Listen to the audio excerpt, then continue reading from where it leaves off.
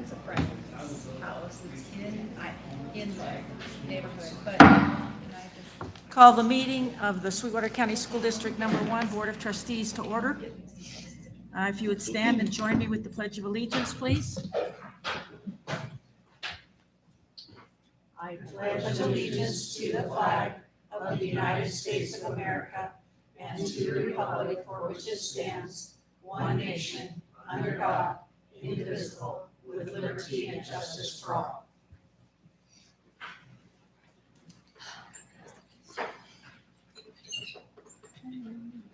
Okay, Mrs. West, if you would take roll, please. Mrs. Summers, Here. Mr. Mickelson, He's going to be a few minutes late. Mr. Reedy,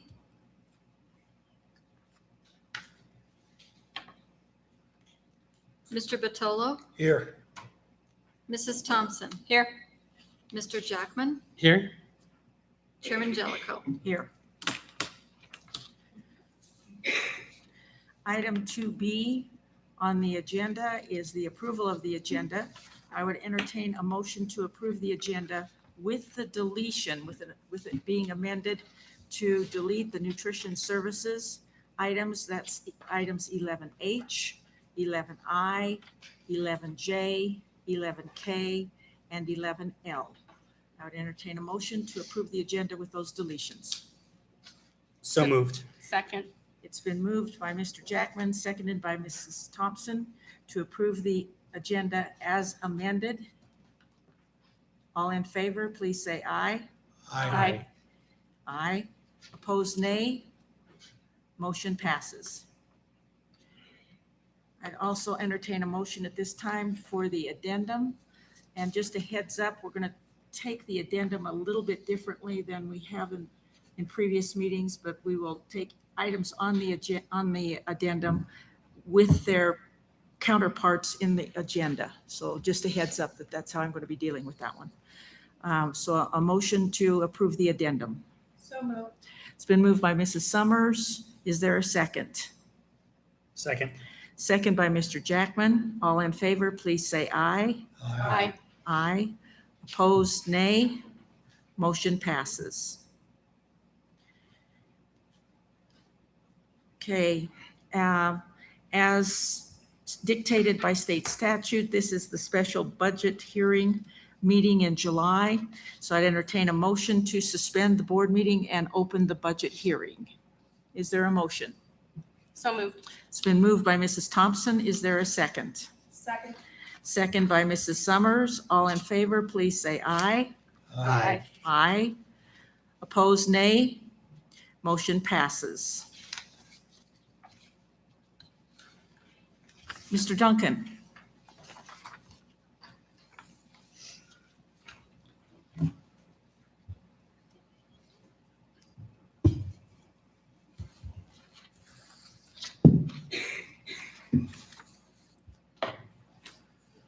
Thank you, Madam Chair, Board of Trustees, Superintendent McGovern.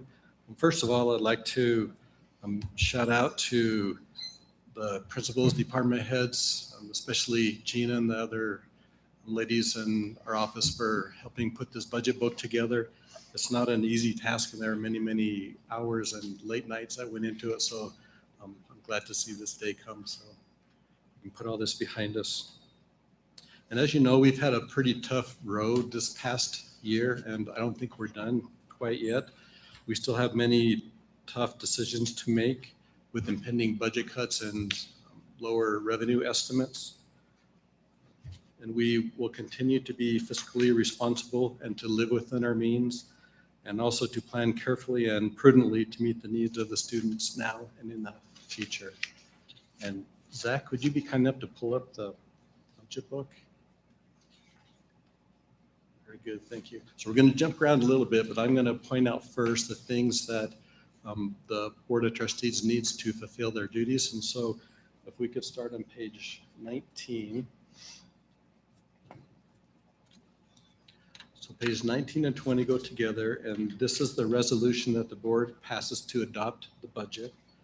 And this is required by state statute, and you'll see that later that there are some signatures that would be needed from the Board of Trustees on page 20 So hopefully, Chair, hands will be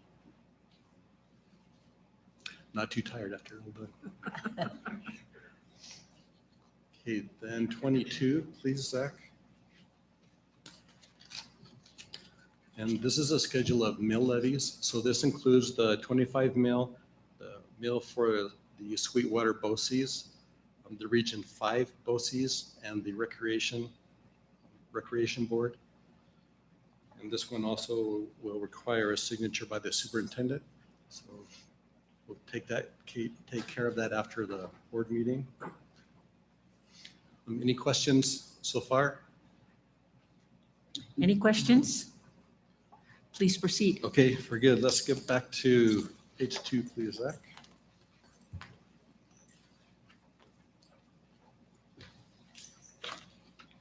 Okay, so this is the general fund, and we're showing expenditures of a little over 83 million. And as a refresher, what's in this in terms of the staff compensation are the granting of a step, the frozen steps, and also a little bit of a hit to the base on the salary schedules. And we're showing a cash reserve of about 6.1 million and cash carryover of about 5.3. And that was used to balance the budget. And our total cash is sitting at a little over 11.4 million, 11.47 thereabouts. Page 2A. This is our assignment of cash reserves, and it's broken out into the minimum fund balance of about 3 million. And we need this for cash flow purposes. In an ideal world, it would be nice to have about 5 million to make sure that we don't have to borrow money from another fund throughout the course of the year before our county treasurer money comes in. But 3 million we can make do. We've also set aside a little over 990,000 for impact aid, and also a little over 2.1 for future expenditures. Page 4.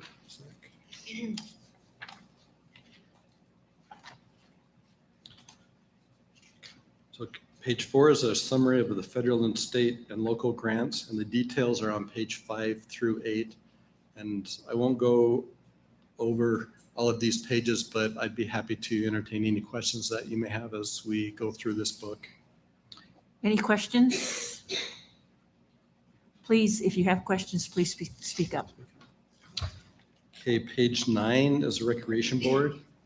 And this budget was approved by the Recreation Board earlier this afternoon. Page 10 is one of my favorite pages of the whole book. And this is our debt service. And since we have none, that's what makes me happy. That's always a good page. Yes, good page. Okay, page 11, this is the Capital Projects Fund. And this is mainly used to take care of the 5-year spending plans for technology, transportation, facilities, grounds, custodial, nutrition services, and the schools. Also within this fund, there's some money set aside for FF&E for the satellite high school. There's also some COVID funds that are allocated in case we use them, because we anticipate possibly having to start generating some purchase orders before the ARP money becomes available. And this is similar to what we did last year as well, as we would start the POs out of the Capital Projects Fund, and then when the grants become available, we would move those expenditures into the grant. And this fund is important because it helps us carry out the 5-year equipment replacement plans, and also helps on the general fund side, because that way the schools and departments don't need to budget for that equipment, that it's already over there, so they can use that available funding more towards their goals that they want to accomplish in their schools and departments. Page 12, this is the Capital Projects Fund, and this is mainly for projects that are funded by the Recreation Board. And also in this fund, we'll capture part of the renovation to Overland when those funds become available. Page 13, that's the capital construction. This is the new satellite high school. mainly, and it's funded by the Wyoming State Construction Department. Page 14, that's our insurance fund. And this is budgeted to a worst case scenario. So we budget what we think we're going to get in expected claims and also an additional amount to cover the aggregate. So in case we go over the expected claims. And we were able to transfer about 7.5 last fiscal year, mainly thanks to the county treasurer who distributed to all of the school districts in the county. We received about 7.7, and that's what helped to fund the transfers from the general fund to the capital projects fund and also to the health insurance fund. In the health insurance fund, we now have about 5 years of reserves for premium stabilization, and that's our target. So due to that large check, we were able to hit our target, and this was a little bit earlier than I had anticipated, but I think that's a good thing. Also in this fund, there's a reserve to cover anticipated costs in the general fund. So if for some reason we have a bad insurance year and the general fund premiums are not enough to cover it, that we have a little bit set aside in the insurance fund to cover that if we need to. It also includes a potential retirement incentive. There's about 3 million, I think, set aside. And so that may provide some flexibility to the board in case we have to address any of the cuts that come down from the legislature. It may give us a tool in our toolbox for that. I'll touch upon a little bit later when we talk about the health insurance premiums, but big picture, our increase in expected claims was about 7.5%. The estimated increase in the stop loss was about 6.2%. And according to our consultant, this is less than what the general increase was throughout the country. So we're feeling pretty good about that. As a reminder, we still have about 9% to make up from our premiums for last year. So if you take that, 7.5 and the 9%, that's about our gap for the premiums compared to what is calculated by UMR and then what the district will end up funding. But I'll get into more detail on that a little bit later on in the meeting. And so the provisional rates will come before you, and they'll be capped at about 10% thereabouts. And so according to UMR's calculations, they anticipated an increase of about 12.5 to 14.75%, but we're proposing to cap those at 10%. So we'll still have a little bit of a gap going forward, but I think that's manageable under the circumstances. Hello, I'm here. That's our People Activity Fund. And these funds are held on behalf of student groups and activities. And so that's it for the funds themselves. And then, Zach, could you zoom forward to 38, please?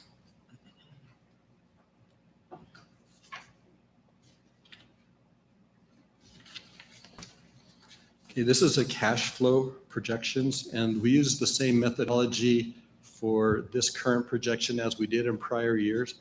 But due to the legislative changes this past year, there's going to be a change in the way the monthly ad valorem taxes are collected and distributed. So we don't really know what that looks like just yet. So as such, we don't know how they're going to affect the cash flows, but we'll watch that closely as they come out throughout the year.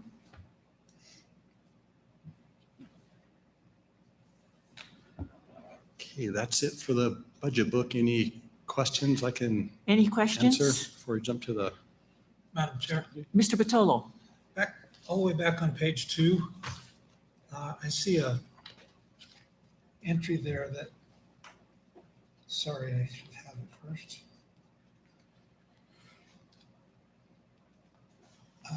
It's 5,336,410.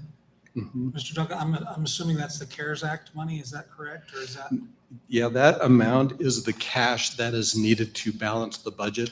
So another way to think of it is we have a certain amount of revenues that we're anticipating. We need those revenues plus this additional cash to Okay. balance out to our expenditures. Okay, I didn't know why there wasn't anything in the other columns, but I assumed it was the CARES Act, but thank you.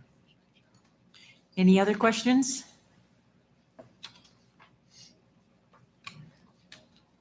Okay, please proceed.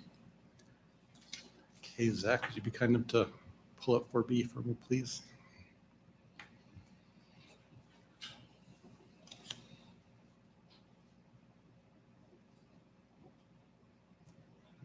Okay, this is the fiscal projection for the next 3 years, and we've seen this many times over the course of the year. I'm going to concentrate on the second column in, which is the budget for FY '22.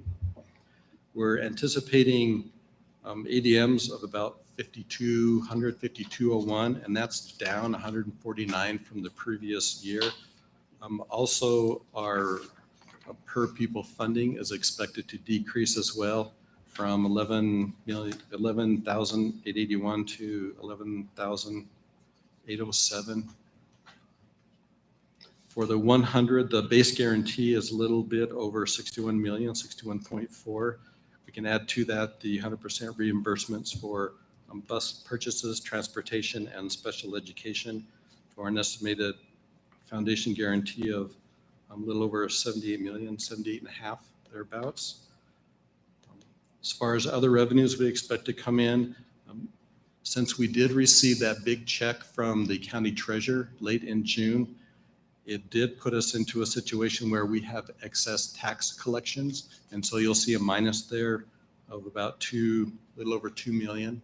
And so effectively that reduces the amount of money that we have available for budget. So we have to reduce our budget as such. But we were able to do that because in the previous estimates that we had an amount down below set aside in the reserves for that. And so it was just a matter of those reserves going away, but we were able to absorb that 2 million in excess So taxes. does this mean that we're a recaptured district? No, And- not quite. Not quite, Yeah, okay. that This is- just means that we collected more taxes in the prior fiscal year than we had anticipated Anticipated, based okay. upon the valuations. Okay, all right, thank you. So the total funding available compared to last year is down about 6.6 million. And as we all know, we had to close a couple buildings, reduce staff. It was kind of tough. And so that's 6.2 million. That largely is a result of the actions that the board took in order to have a balanced budget for this year. We were able to fund some rollover purchase orders, a little over 700,000. That brings our total expenditures up to about 83 million, a little bit over.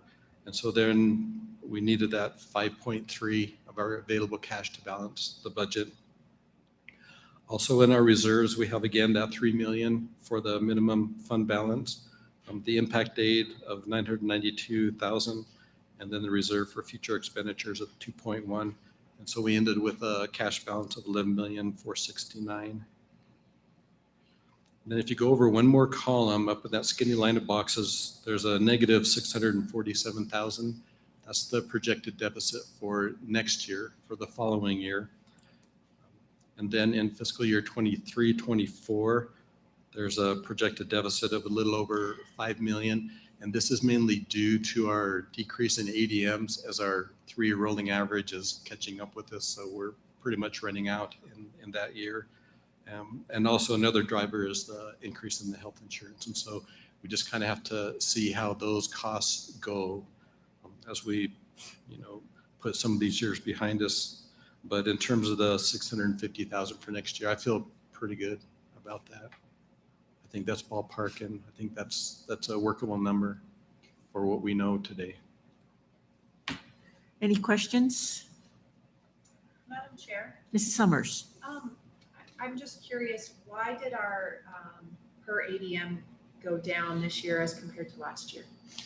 Yep, that's a function of the foundation guarantee.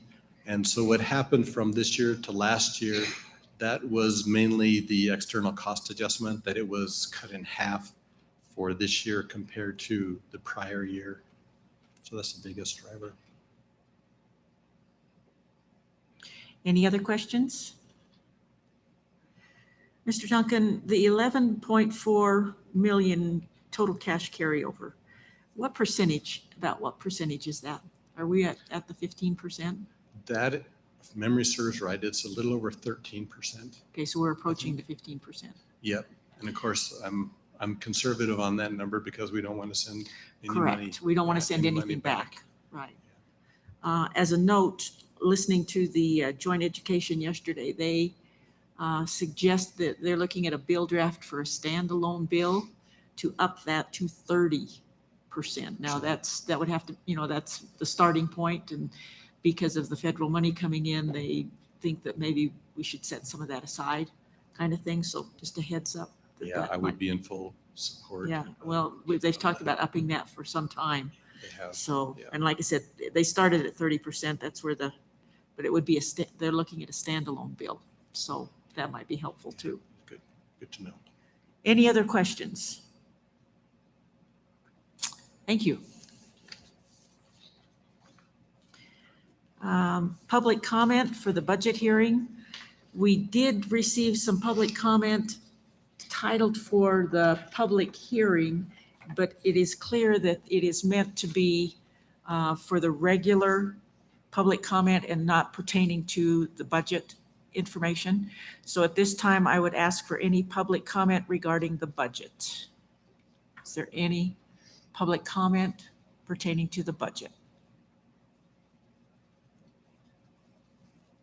Seeing none, I will entertain a motion to close the budget hearing and reconvene the regular board meeting.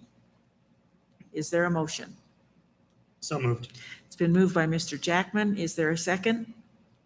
Second. Second by Mr. Reedy. All in favor, please say aye. Aye. Aye. Opposed, nay. Motion passes. Okay, moving on to item number 7 on the agenda. Item 7A, the bus routes. Mrs. Bolton, Mr. Klingenpeel, and Mrs. Knezovich.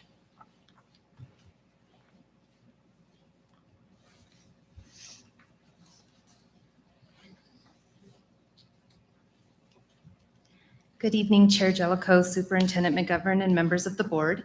We're here to give you some information on where we are at with transportation, some of the concerns that have come up, some of the adjustments that have been made, and available to answer any questions. Mr. Klingenpeel and Ms. Knezovich will actually be talking to you about the actual routes. The only thing I'm going to start with is I don't feel it is their responsibility to have to talk about some other policies, concerns that have come forth for policies and some of the history. And I'm not going to go into the full history. Obviously, we know the history and the work that's gone into the adjustments that have been made. And one of the changes towards the end was that it was deemed the prerogative to come back with some start times that were good for all kids, and essentially didn't want the decisions made from transportation determining when school time started. We wanted to start all school when the research best supported it, and then we would figure out the transportation from there. Knowing that, we knew that we wouldn't be able to tier routes in the morning, which Mr. Klingenpeel and Ms. Knezovich will get into more. But I do want to give them credit because I've spent many, many hours with Ms. McGovern going through these routes, comparing them from last year's routes, getting on Google Maps. Joe should have never showed me how to use the measurements on Google Maps. And I was amazed at how much, for the most part, they were able to condense the stops that we had in the morning. And although there's stops that are gone, they combined and condensed to encompass quite a bit. There was a lot of work that went into this. I would like to thank the public that has taken the time to call or email with the feedback to any of us, because when you redo routes, and obviously there's going to be some oversights or some mistakes that we have to look into, and so we may not be able to honor every concern, but there are some that we're like, oh my gosh, we can't believe we left that off. The one thing I do want to start with before we go to the routes, I need to clarify some things about daycare. We have a policy for out-of-area childcare requests. So when a child goes to a daycare, they put in an out-of-area child request if they're there before or after school. And then those kiddos attend the school that that daycare is slated for. So for example, the Y is a really easy one. Any kiddos that go to the Y, their area school was Overland, now it's Sage. So those parents put in an out-of-area request, babysitting request, so that those kids go to the school that is within the area of the Y. We did fix the after-school stop. It was an honest mistake and oversight with everything, so there is the stop there.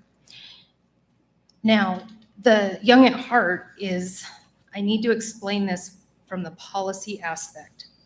Young at Heart is on the corner of Sweetwater and Reagan, and Young at Heart falls in the Sage area. It is a walk-in area, but for the K4 students, which the 4 now move up to the 5, 6, but it's still, you guys, when there was lots of conversations of this back, didn't want the babies that walking between the Reagan and Sweetwater 4-way intersection. And so there was actually a bus en route, so we didn't provide an extra bus, and they stopped at the corner. I didn't realize there were some changes, and those shouldn't have happened at the time years ago that they happened, but they did. The confusing part with Young at Heart is because there are quite a few kids that attend there that their homeschool is Stagecoach. And because of that same safety issue, we have a bus en route. Those are both walk-in areas, so neither one of them by law are deemed a route, however, with that intersection.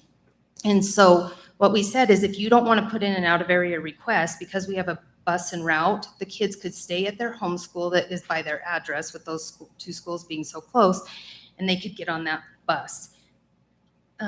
So there would absolutely be no transportation for babysitting to the Young at Heart for Stagecoach unless it's for Sage, because Sage is their school. It would have to be an out-of-area babysitting request, and then there's a bus en route. We were able to make the exception with a bus en route for Stagecoach to go ahead and take those kiddos there so they didn't have to switch schools, because it's just an ironic situation. I'm just giving you that piece of information from the policy side of it. When it does come to the bus en route, those kids would have to cross Sweetwater. And an adult would have to go get them at the bus stop to cross them over. But the Sage side does drop them off on that side of the road. So that's kind of the dilemma with the policy with Young at Heart and the transportation and making exceptions for Stagecoach, because it's not their slated school to go to. It's not to sway you one way or the other. I just want to let you guys know the policy implication with that. We just got lucky that there was a bus en route that we were able to keep the kiddos there and get them on, which the original agreement was to go across the street to get the Stagecoach bus. I don't know when that got altered, and that's neither here nor there. So Is that deemed an unsafe, a safety issue because of that busy intersection and a 4-way stop? that's the only reason Sage and Stagecoach, and now Pilot Butte, because it was K4 and 4th grades with Pilot Butte, that is the only reason a bus goes within that area, because it's actually all deemed a walking area. Okay. But there's been lots of concerns or conversations that had come up, and with the glare of the sun and little kids not paying attention, that was deemed a safety issue. So it sounds like an oxymoron when I'm saying, well, the Stagecoach kids are going to have to cross. I don't want them crossing without an adult, but technically Stagecoach is not Young at Heart's school. That's a big dilemma for me, because if I make an exception for that, we are opening up a huge can of worms. So if they want the transportation that goes on that side, they need to put an in and out of area request to go to Sage, because that is the school that we would be able to drop them off. I say that doesn't feel good to me to say they're going to have to cross, but we have rules and policies that we have to follow. And it will be, I mean, we don't provide transportation for daycares. We do not. If there's a bus en route or they're out of area overflow, we do. And so like Y is over a mile, so obviously, but we don't provide it for the Y. They have to go to a stop that is specified in a route. We don't provide it specifically for the Y. So that is the dilemma with the Young at Heart. And I wanted to give you guys the background on that. There's nothing that feels good about that, saying that they're going to have to cross if they want to stay at Stagecoach, but it is going to be the daycare's responsibility to have an adult with them to cross because that's not their area school. It's not something within policy unless you guys override, can make an exception for because it violates our policy. Any questions? Madam Chair. Mr. Jackman? Sorry. Ms. Bolton, can you help me out with the policy side? We don't provide it for daycare. I see a lot of routes stopping at the Boys and Girls Club. Is that like a community partner? It's a little different? I'm curious. I do not know when that was put in place, and Kelly might be able to jump in and give us a little bit more of a background. Sorry, Zach. I don't know where my cushion is for this. I'm loud. It is a designated stop, does it? I don't. Jill, will you? Oh, there's, Maybe- oh. Mr. Klingenpeel, would you like to Yeah, address he's gonna that? have to answer that. I don't know when those have been in place for so long. I have no idea what agreement was made with the district. Yeah, those were before my time also, but the Boys and Girls Club is a designated stop. And it's not just boys and girls students that are riding that bus. There's other students that'll be riding that bus also that will also get off at that stop. So it's not designated just for Boys and Girls Club. We call it the Boys and Girls Club stop because it's close to it, but it's not designated solely for the Boys and Girls Club. I guess, Joe, I'm looking at like the first page with Desert View Elementary. That's not the area that students at Desert View come from, if I'm correct. Because it's only an after school, they're Right. not considered a daycare. I don't, so Okay. honestly, it's That's- unfair for me Boys and Girls Club is not considered a daycare, but it's unfair for me to go into any history because I don't know the agreement the district made with them years ago. No, that's fantastic. Okay. That's just what I was curious. Yeah. 'Cause- So they don't do anything for the morning transportation. So it's Okay. unfair for me to even give any information on that because I don't know. Thank you. Mhm. Mr. Madam Chair. Vitolo? I've had numerous calls about the issue of Stagecoach going to Young at Heart. Can you say again what those parents need to do to be able to get, because I think I heard you right, but I'd rather you say it again so I can write it down so I can answer that question when I get asked it. Yes, sir. I know, it's a confusing one. It's not as clean as like the YWCA. So Young at Heart is, Reagan separates the boundaries for Stagecoach and Sage, and Young at Heart falls in the boundaries of Sage Elementary. And if there wasn't a safety issue with that cross, they wouldn't have a bus at all. It's a walk-in area, but because that was deemed a safety and it's never been remedied, there's still a bus for that. So we didn't make a special stop for them. We were never supposed to, but they have a stop they can get off on that side of the street to go to the Young at Heart. The thing with Young at Heart is we have quite a few Stagecoach students that also go to Young at Heart. And so instead of making them put in an out-of-area babysitting request to go to the area school, when theirs is right there, they could walk there. But we already had a bus en route because of Stagecoach kids that for that same reason, they made that pass. And so we said, there's a bus en route. Those kids are welcome, so they can stay at their address home school because it's a wonky situation. They can get on a bus that's en route. And that's essentially what they do for Sage too. They get on a bus that's already en route, deemed for a safety issue for housing and stuff like that. I don't know when that got changed or how. It didn't go through the proper, and this was before. So if they want a bus stop to stop on that side of the street for their kids to get off, technically, they need to put in an out-of-area request, babysitting request to go to Sage. Because that's where within policy, I have the manipulation to manipulate buses for the in-area babysitting school. Stagecoach is not their school. We just have a lot of kids that go there, so we were like, we have a bus en route, get on there. They were never supposed to stop there. Okay, so I want to make sure I get this exactly right. These kids began as students at Overland, and because of, No, that's separate. I was using Okay. the YWCA as an example that kids that go there for before and after school, that's their babysitting. They put in out-of-area babysitting requests to attend Overland. Now they're at Sage. That's well over a mile. So what they do is they catch a bus at a designated stop. It's not made for the Y, but because it's out of area, there's a route that goes through there. Y goes to the nearest bus stop and they get busing to Sage because they're over the mile. but if I understand you correctly, the young ones that are going to Stagecoach can ride a bus to a certain point and then have to walk from there Mhm. to the Young at Heart? Mhm. And that's merely crossing the street? Is that what that So is? Sage is on this, the bus stops on the same side of the street as Young at Heart. It stops at the mailboxes by the Creekside Apartments. The Stagecoach bus deals with the north area, which is Stagecoach. And so their first stop is on Peachwood and Cedar, which is 2 blocks up. I've measured it on Google multiple ways.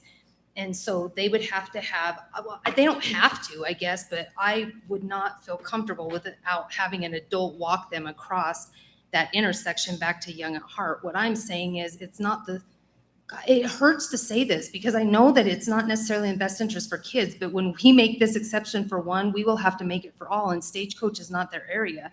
They would need to send, it's daycare's responsibility to have an adult at that bus stop to walk those kids back over to the Young at Heart. If they want to go to Stagecoach, they can hop the bus that's already en route. It's not made for Young at Heart.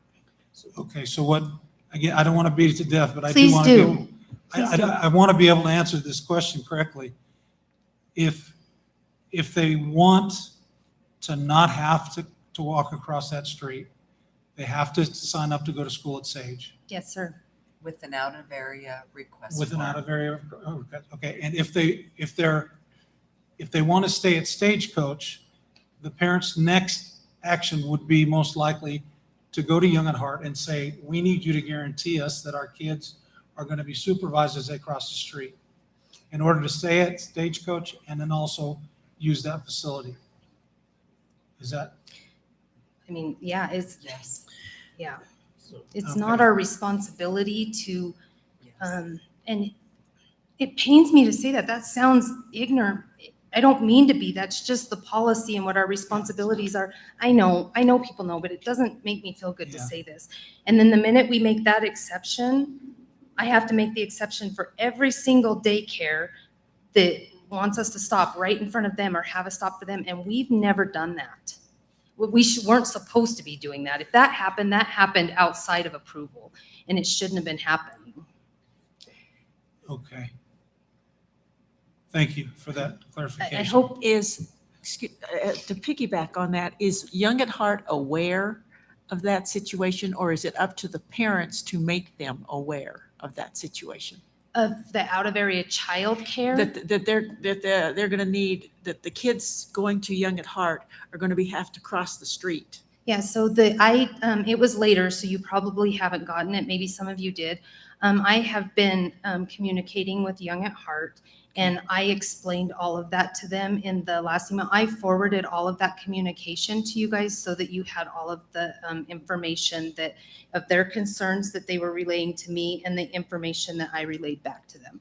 So yes, I don't know if the parents are yet. I mean, we finally finalized some stuff today because honestly, Joe and Rochelle and Kelly and I have sat for hours looking at the different routes. And, you know, we have a lot of requests coming in saying, well, can you just move it 1 block up or can you move it in front of my house? And the problem is they make these stops to be equitable for the whole thing. So we start doing, if it's not that far to walk, then, and if there's safety, we're looking at all of it. Everything deserves to be looked into. It's just a lot of it is not going to be honored if it's, and Stagecoach and Sage with Young at Heart is a very, very tricky one. It is.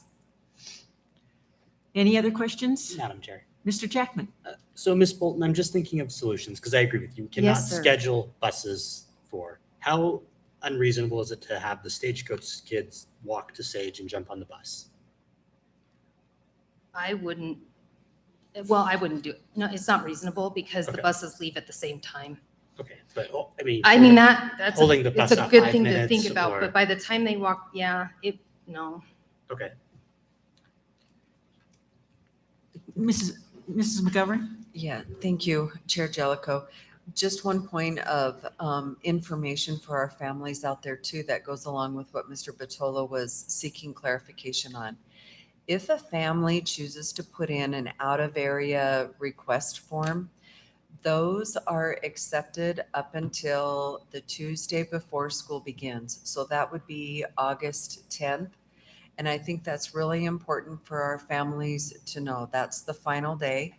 And so when we have the enrollment meeting, then those are processed, whether they're approved or if they're not approved, and then we notify our families that evening. And so if they are considering that, I think they need to have all the information and then move forward with that form. It's on our district website. They can complete that online, and it's just out of area form. But also when they fill out the form, and if it is approved to go to a different school, they lose the enrollment in their home school. So if they were Stagecoach kiddos and they would choose to go to Sage, and if it's approved, then they essentially become a Sage student for that year, and they lose the enrollment at Stagecoach. It works, it happens all the time. Families do that for different reasons, but there is that timeline on there from that Tuesday before school starts, the 10th of August, that I think would be very helpful for them to know. Is that at the close of business on the 10th or? Usually we go up until the time of the enrollment meeting that we have on that day. And if anything comes in, we process those as much as we can to get through of them. So by the close of business day on the 10th, nothing else can come in after that date. Just clarification for that. Thank you. One last piece of information, and then Joe and Rochelle are going to present on some information on the actual routes and answer questions.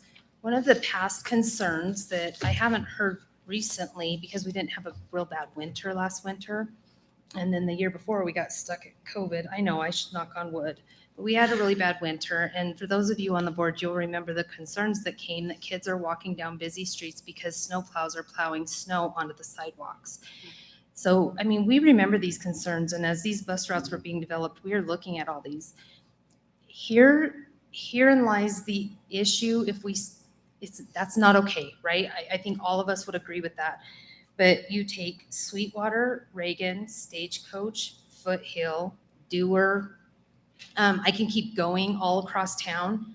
That happens everywhere. We cannot accommodate a bus. We're going to have to work with the city. We're going to have to work with residents. We're going to have to figure out some solution to get the sidewalks not covered with snow, because we cannot offer that for one section and then not offer that for every single kid and it's not okay. I'm not in any way, shape, or form saying, oh, it is okay for them to be walking down Stagecoach on that busy street, because it's not. But that is a problem across the city that we can't solve. And so we need to problem solve and work together to figure something out, but we can't provide transportation in every area because of that. Because technically by law, there's sidewalks. And so I don't know what to do about that, but I wanted to just make sure that we preface that for you guys. I know that there's a lot of change, and we're gonna have to give some things some chance. And there's some adjustments that'll have to be made. I think that the board really stepped out when looking at start times and wanting to do something sound academically before and not make decisions off of the buses. And with that, I think that they've done an amazing job in making a lot of adjustments in the morning. We knew childcare would even transportation would even be a higher need after school. And what they did to shorten the routes and offer that was unbelievable too. So I'm going to let them take over. But Further questions for Mrs. Bolton? Thank you. thank you.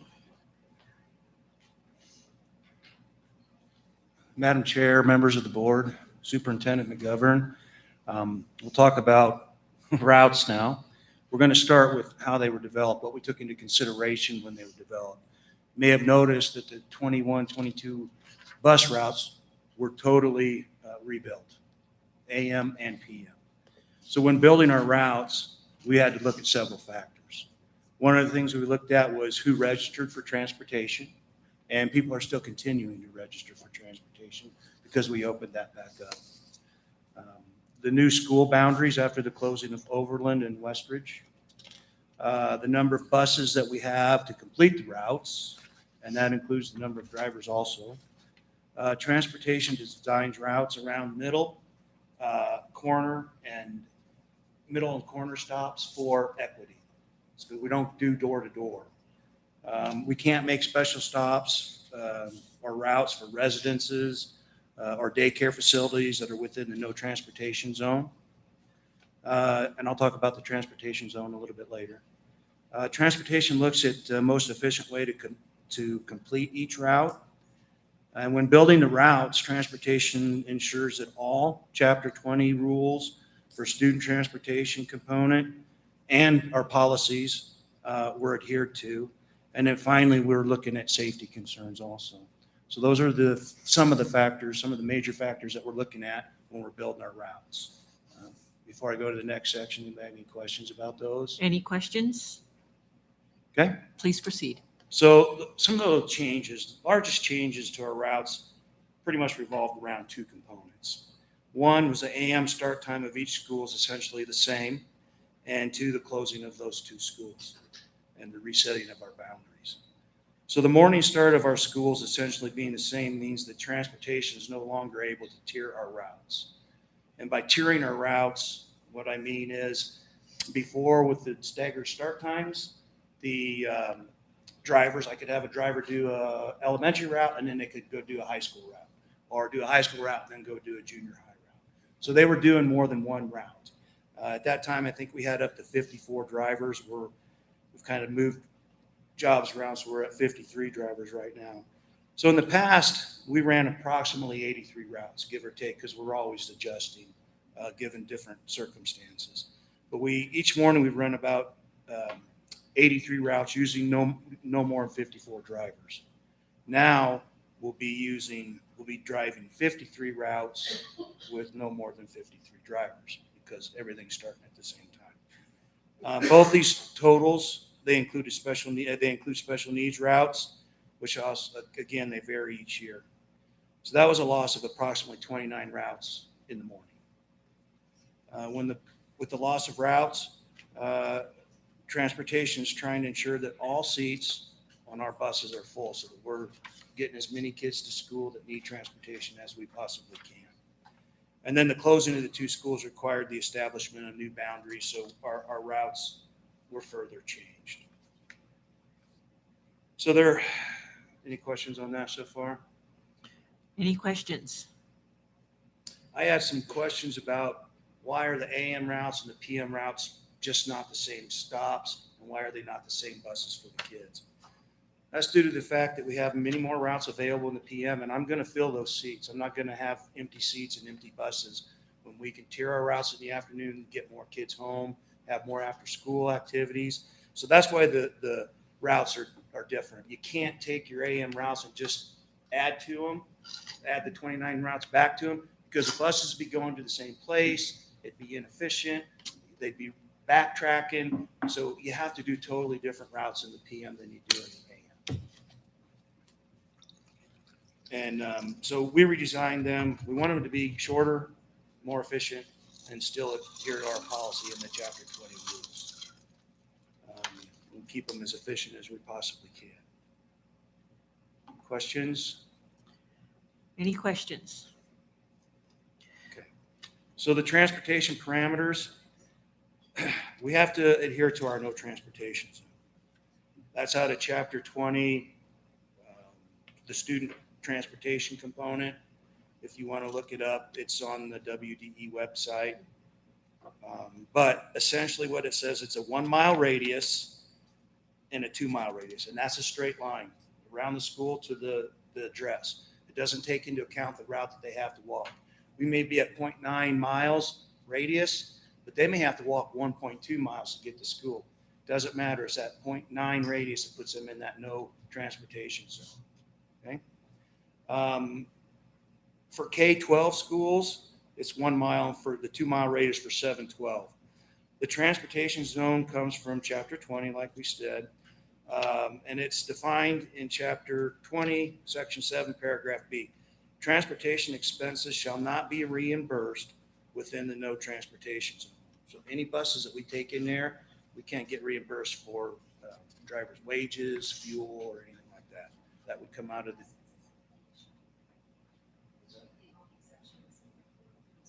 Right, yeah.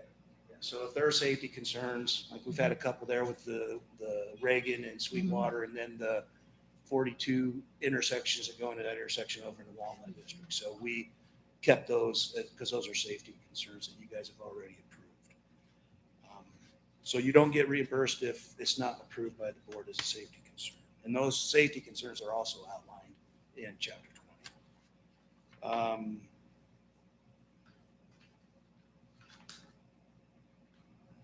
So those zones are determined by the district. Essentially, they're determined by the board. And what we determined, what you guys had determined, was K6 was elementary, 7-12 is secondary. So K6, 1 mile radius, 7-12, 2 mile radius. And these aren't, it's not a district rule. It's a state rule that every district in the state of Wyoming has to follow. And it was our suggestion, it was my suggestion, that we reopen the registration. Because I wanted to get as many people in the seats, as many students in the seats as I possibly could. Now that causes some problems. I understand that, but that's okay. Just keep in mind that this continued registration for transportation is going to cause continued revision of routes. It won't be big probably, but there will be revisions of routes. And as the routes are revised, okay, they're going to be immediately posted on the district website. As soon as Rochelle updates them, she posts them. So anything that you see on the website, minus that 5-minute time it takes you to post, it's going to be your updated routes. Those will be the most updated routes that we have. We wanted that information, I wanted everybody to have the most updated information as possible. Questions? How long can parents still register their students? At some point, I got to cut it off when the buses are full. But if I have a student that moves or something, I'll move down the line. So they can register. I'm not looking to shut it off anytime soon. Okay. And if somebody, new parent comes in, so I'm not really looking to close that. I just want to be clear about Yes. that. So I'm looking to keep it open. As long as we can provide services, we're Yeah, going to. yeah, and exactly. And as a second question, if by chance parents haven't looked at the bus routes yet, and then they do and feel like they found an error or something, they can still contact you for, some kind of consideration to see if there is some error that's been made, or what can be done to rectify the situation. Yeah, Thank yeah, absolutely. They call us because that's how we've caught a lot of our I errors. just want to is be with the help clear of them. about Yep, that. yep, and I want them to continue to contact Okay. us. That's Okay. that's a really good point. Yes, I want them to continue to contact us. Hey, what about this stuff? We just had one yesterday. I just want to mention something about the routes on the webpage. Did I get something? No, we added something today. So I think some parents, maybe you sign in and you had downloaded them and you don't know, have they been updated since the last time I checked? So we actually added a line to the top of the page that will have the date and the time that the routes were last updated. So folks will know if they've changed since the last time they signed in. Thank you, Zach. Further questions? Madam Chair, Mr. Mickelson? thank you. Just for clarity, the 1 and 2 miles are statutorily set minimums, Yes. but there's nothing in statute about the board could decide that 1.5 miles is a radius of no busing, Yes, right? So that's the minimum. yeah, it is just the statutory minimum. So as we Yes. look at these things, it might be helpful for people to remember that I think the district would gladly bus everybody door to door if the community supported a revenue structure that accommodated that. But if revenues decline, then we might have to look at setting a 1.5 or a 2 mile radius for K6 and a 3 or 4 mile radius for 712 in order to afford to bus anybody. Right? Yes. Yeah, and that is, I think, very important for the public to understand. We have finite resources, and we have folks who are making those statutory choices who are adamantly opposed to schools being funded. And so the real world impact of that is not the district not having the ability to meet the needs of families and to make sure that the kids are not walking down the street because the board has set up priorities that our educational staff and our class sizes are the priority. So everything else becomes secondary. I thought that was the case. Thank you. Further comments or questions? Okay, I'm going to turn it over to Rochelle now. Okay. She'll talk about the program, the routing program. Good evening, Chairman Jellicoe, Superintendent McGovern, and board members and the community. I'm going to go over the update on the busing program, which is called School Bus Manager. The district has purchased a bus routing program called School Bus Manager. However, it is very heavy front in regards to all the information that must be loaded into the program. Since it is new, transportation has to load all students and their information into the program as well as the stops, and this is still in a progress, and it's a long progress if you realize how many students we have. All changes are made. School Bus Manager will adjust routes as needed throughout the year in order to keep our routes efficient as possible. Again, all revisions will immediately be posted on the school district website. Since the single-tiered routes in the AM and the routing software are completely new, there will be needed changes that will be discovered. Even then, transportation continuously reevaluates the routes for changes that need to be made for various reasons. The one thing that we ask is please ensure that you are registering for transportation in the AM and in the PM if you are needing transportation. Any questions? Any questions? Doesn't look like it. Thank you. Thank you.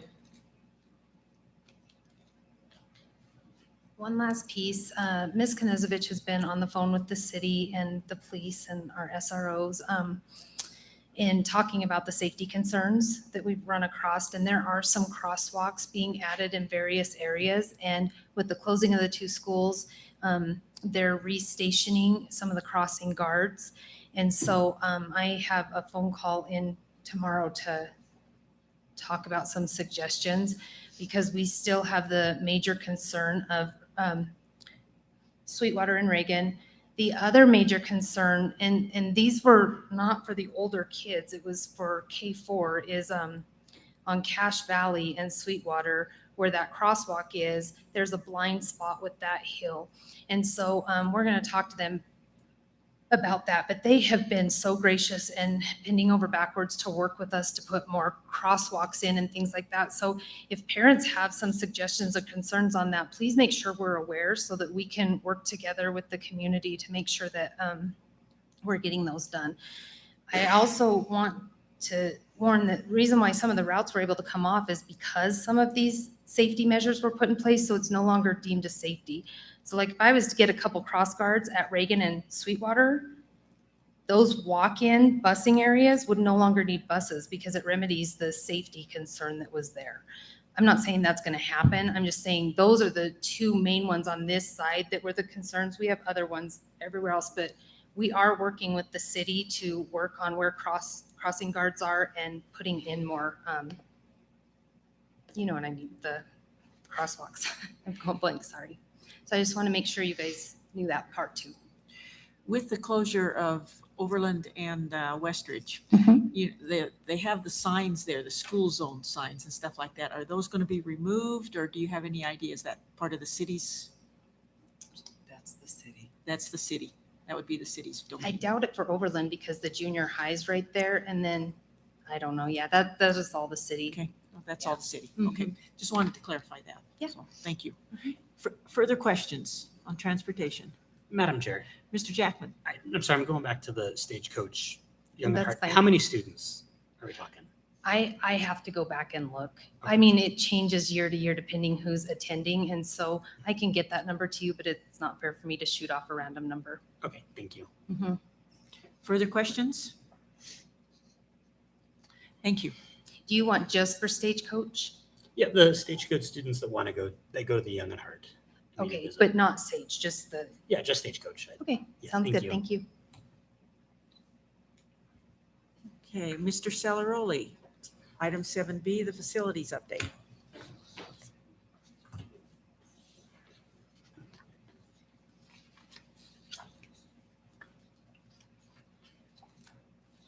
Madam Chair, members of the board, superintendent. We'll start off, some of you folks had the good fortune, I guess, of walking Satellite School to see exactly where we're at. Satellite School is still struggling a little bit. We'll be doing some inspections. Well, we have an OAC tomorrow, and we'll go over some corrective action plans. The way it works is the school should have hit substantial completion back June 18th. It didn't make that. So they have 30 days to do corrective action. At the end of 30 days, if they didn't do a corrective action, then liquidated damages start to apply. So liquidated damages on this project are $2,000 a day. We have lots of documentation showing them. We can't dictate their means and methods, but we do have plenty of documentation showing them that the deficiencies that we were expected to have corrected. Tomorrow is an OAC meeting. The 30th, Friday, I'll be walking the building with all of the inspectors as far as our local fire marshal, who is the AHJ, authority having jurisdiction, the state fire marshal, and the electrical inspector, our owner's rep and architect. So, we'll go from there. Today, they had a pretty good day today. They went out there. We were there last night until probably a little after 7 after we, the two of the board members walked the building with Mrs. McGovern and myself and our owner's rep. And we stayed there and they came in. We had noted deficiencies earlier in the day in the parking lot and did not want them to pave until the deficiencies were taken care of. They were there till late last night, taking care of the deficiencies that were noted. They were there today and putting down asphalt. So I haven't had a chance to get up there today because I've been in from state meetings with our reconfiguration and our mothballing of some of our schools. I was tied up most of the day and then now tonight. So as soon as I hear something new, I'll get with Mrs. McGovern and we'll pass on any new information that we have as far as Satellite School. Okay. Does anybody have any questions? Those of you who walk the building? Okay. I know it's just been a couple of days, but does it seem to have made a difference that there were board members there reviewing the building? No. Does that seem, No. okay? This has been a frustrating job because, we have some contractors that are working really well and they're trying to do what they need to get done. The issue that we have is they're trying to finish up because obviously they don't want to pay liquidated damages. And what they're doing is they're saying, well, we'll leave this in and at least get you in the building and then we'll come back and, we're paying for a new building that should be completed at the time that we move in. Punch lists are common, but these items are way more than punch lists that need to be taken care of. I have mentioned to Mr. Lemich, I've talked to our architect, my own professional opinion is we should really just kind of stop what we're doing. Take care of things that have been cited as deficient, replace things that need to be replaced, and then finish the building. On our end, there is no timeline. I mean, we want to be in there after the holiday, but we have a semester that we're willing to sacrifice. I think we need to take that time and finish the building and finish it correctly. And, it's almost like it's a test of the wills. I mean, these guys are nice guys and they tell you everything that you want to hear, but then we go back and we're still talking about the same old every day. I had a teacher one time when he says, how come you keep teaching me the same thing? He says, when I get sick and tired of seeing you doing the same thing, when you learn something, we'll move on. And it's kind of like what this is about. We at one point we had hired a third party to come in, and the way we do this, so that everyone here knows, a lot of times if I see something that I don't agree with, I will get with the state and get permission to hire a third party to come in. When that third party comes in and they do whatever testing, siting, inspection, whatever it is, they give us a price. Then we pay for it out of our owner's overhead, but then we deduct it from the contract amount if we prove to be correct. So far, we have not. I mean, we have had third parties, and we have not had to pay. So, people have had good luck with this contractor, and when we hired them, we called around and got really good references. And sometimes the contractor is at the mercy of his subs, but at some point the contractor has to bear the responsibility of telling the subs, let's do it right. And I'm not really on board with let's keep moving forward and give you a building, temporarily and come in over the spring or over the Thanksgiving break or the Christmas break. I was a mechanic for many years, and when you ask somebody to redo something, I know the mechanic mentality. They're ticked off that they have to be there, especially over holiday, redoing work that they think there's nothing wrong with. So that's kind of the route that we're going with as far as satellite. Like I said, tomorrow we'll have a meeting, and I will let Mrs. McGovern know how that meeting went.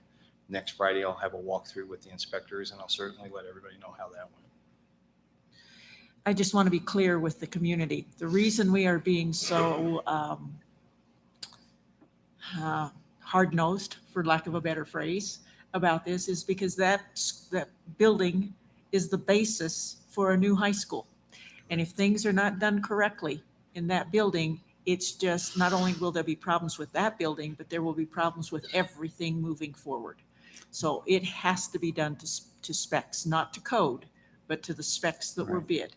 And that's what we're being pretty hard-nosed about. So Correct. I just want to be clear with the community why we're taking the stance that we're taking. And generally speaking, the contracts tell you that you have to meet code or specifications, whichever is the most stringent. We had areas, and I came to the board earlier on, where they had areas that they ran 1/2-inch conduit. It should have been 3/4 conduit. There comes a point where, as the facility director, I have to be practical as well. I mean, it's in block wall. Do we tear out the wall? So the first thing that we did was sat down and said, okay, in the areas where you have 1/2-inch conduit, does it affect future expansion? If it didn't affect future expansion, I chose to leave it. If it was going to affect future expansion, they had one of two options: either take it out or put additional 3/4 conduit in there for future, projects. Okay, moving on from satellite. Let's go to the Rock Springs High School. For those of you who haven't been in Rock Springs High School, this has been really a beacon of my bright spot of the summer. We have taken care of so many ADA issues as far as exit, access, getting to the football game, in a safe manner by going outside. For those of you that have been going to games for years, I mean, we had the old fence, but you basically had to walk in the parking lot. We've expanded out. We put a 6-foot sidewalk, so we got a really nice decorative fence up there. I mean, so pedestrians have a way of getting to the ball field. But we started this because of an ADA. We had some ADA issues up there. Almost every building in town has ADA issues. I mean, it's just, if you have more than 1/4 inch height from one sidewalk to the other, it's an ADA issue. So we chose to get on everything. We talked about phasing in and working with the OCR But rather than just phase it in, we had the time, we worked well with the state, and the state says, do what you have to do to get it taken care of. And for those of you, if you go up to the main entrance is being finished, I was just talking to Mr. Supis earlier, and he, 3 more pours, and he's probably right, 3 more pours in the front entrance will be completed.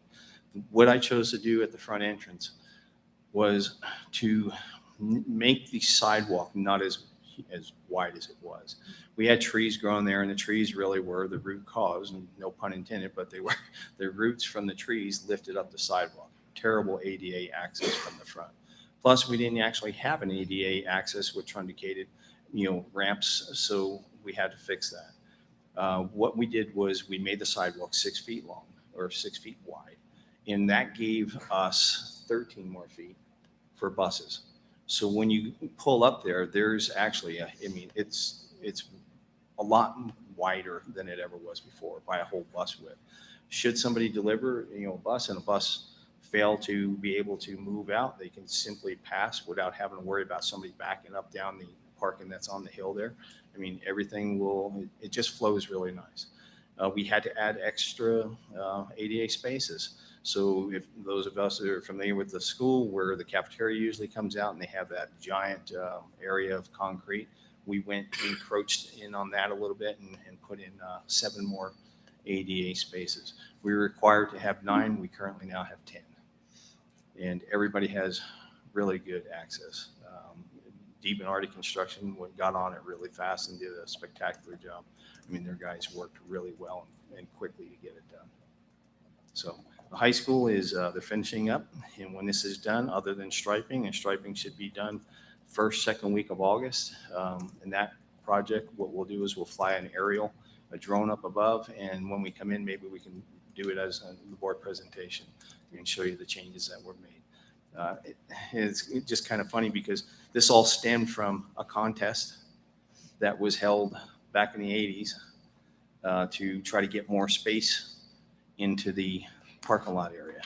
So it's my understanding that the drafting team, which Mr. Duncan's son was one of the winning people, they gained, I don't know how many spaces, but when they went back, we were grandfathered in, but the guy who reviewed our parking lot said back in 1980, whenever, because Google Earth, you can go back historically, he said you made significant changes to the parking lot, so you should have been up to code from that point on. So better late than never, but it's better than it ever was. So, all right. Stagecoach. By now, most people have heard about Stagecoach. We were in a 70-30 partnership with the rec board to replace the floor surface because the floor surface in there was starting to crack. It's kind of an applied, they glued down gym floor, and it was developing cracks. And Mrs. Palacio got with us and was concerned about it. Last year with COVID and everything, we kind of got sidetracked, and so with the full intention of getting on it this spring.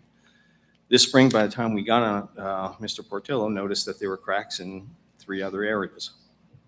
So before we went ahead and spent $80-something thousand on putting the floor in, one of the things that I wanted to do was find out what was going on with the floor. So we did a couple samples, and then what ultimately led us to decide, well, let's go ahead and take out the concrete and redo the floor. When we took out the concrete, one of the things I called in a structural engineer, and one of the first things that he noticed was, we talked about this earlier, they didn't key the floor slabs together to stop it from movement. And so that was a big issue. There was no reinforcement in the concrete. And then the other thing, once we ripped out the flooring, was I wanted to test the soil. So we had JFC come in, they pulled several samples and tested the soil. And the soil testing came back showing that the soils were very expansive. So since they were expansive, we probably should have had it over excavated, but rather than over excavated, what we came up with is what we call these foundational walls on a grid.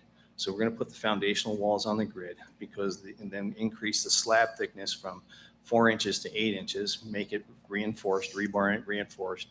The idea is to apply enough weight to those foundational walls to stop any uplift of the concrete. The other thing that we did was outside the schools, and we're probably going to have to do this with all the schools, is we eliminated the sprinkler systems immediately around the school. because 90% of your water infiltration is not from rain, not from snow melt, it's from sprinkler systems. And so we went ahead, did that. When we did that, we had to repair the storm drain because over just this, for whatever reason, it kind of, the ground around it sunk down. So the storm drain was up too high. So when the water pooled in there, unless we had a puddle, it wasn't draining all of the water. So that contributed as well. So right now, what they did today was they went in because we have to get a mini excavator in there. So the 3.0 door, which is 36-inch door, is now a 6-inch door or a 6-foot door. We had to increase the size and the height in order to get a mini excavator in. So we'll be replacing that. We'll have a steel posted, not an aluminum post, but a steel posted side entrance that'll be double door entrance. It actually probably look nicer because it'll get a little more natural light. And one of the things that we did find too is when they put in the electrical contractor didn't go down deep enough. I mean, when we did Farson, for instance, I was on that job. So we made sure that all of the electrical conduit that went in was buried into the substructure. And then they put the vapor barrier on top of that, and then they poured the concrete. So if you break up the concrete, you're not breaking up the conduit. This was not like that. This was substructure, conduit, vapor barrier, concrete. So when we broke up the concrete, we also broke up all the conduit. So all the conduit had to be replaced. And everything that ran that gym was underground.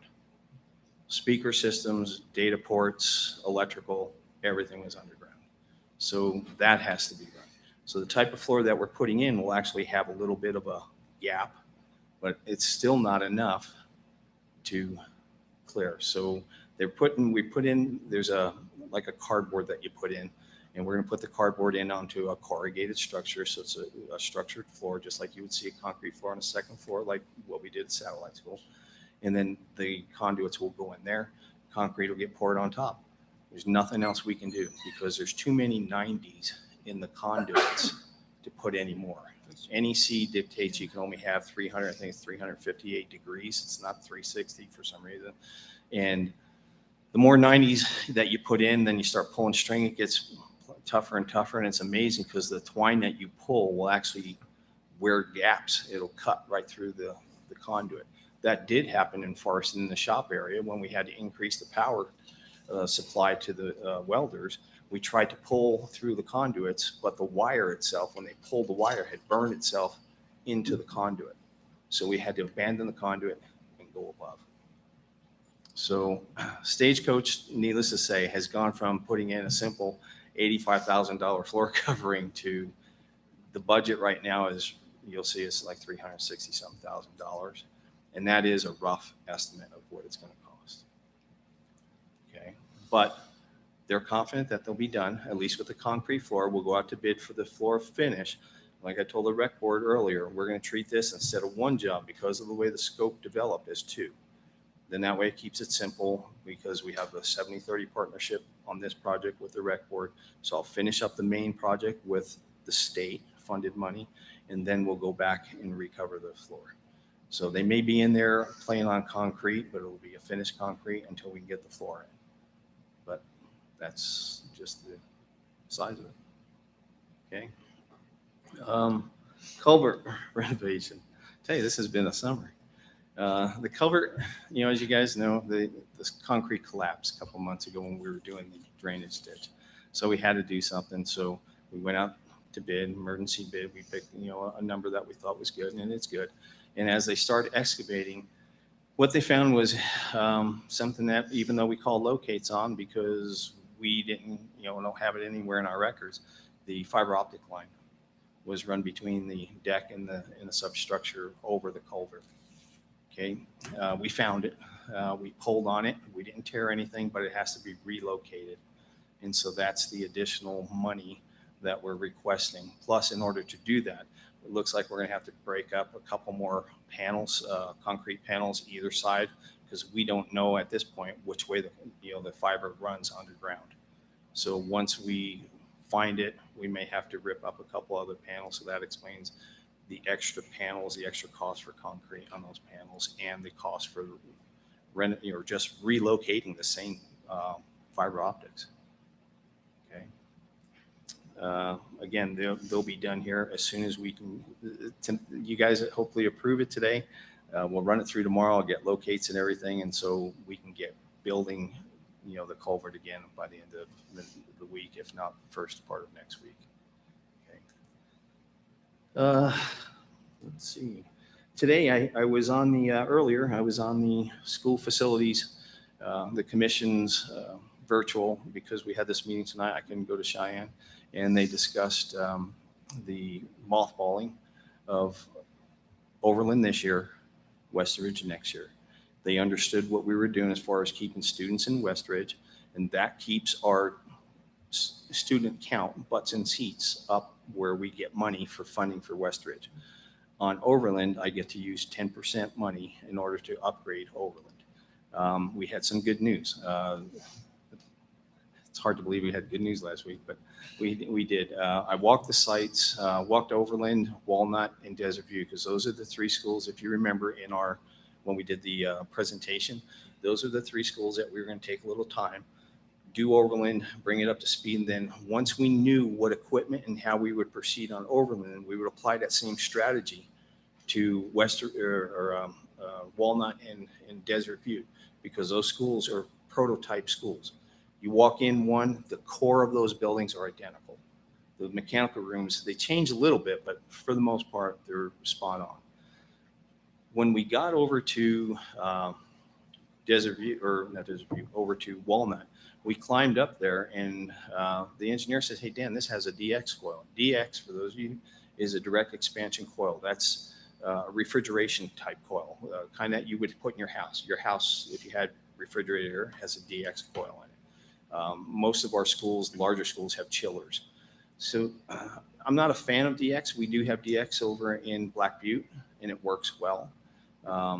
So what we looked at was, okay, if this school has it, we were surprised that the other schools didn't have them.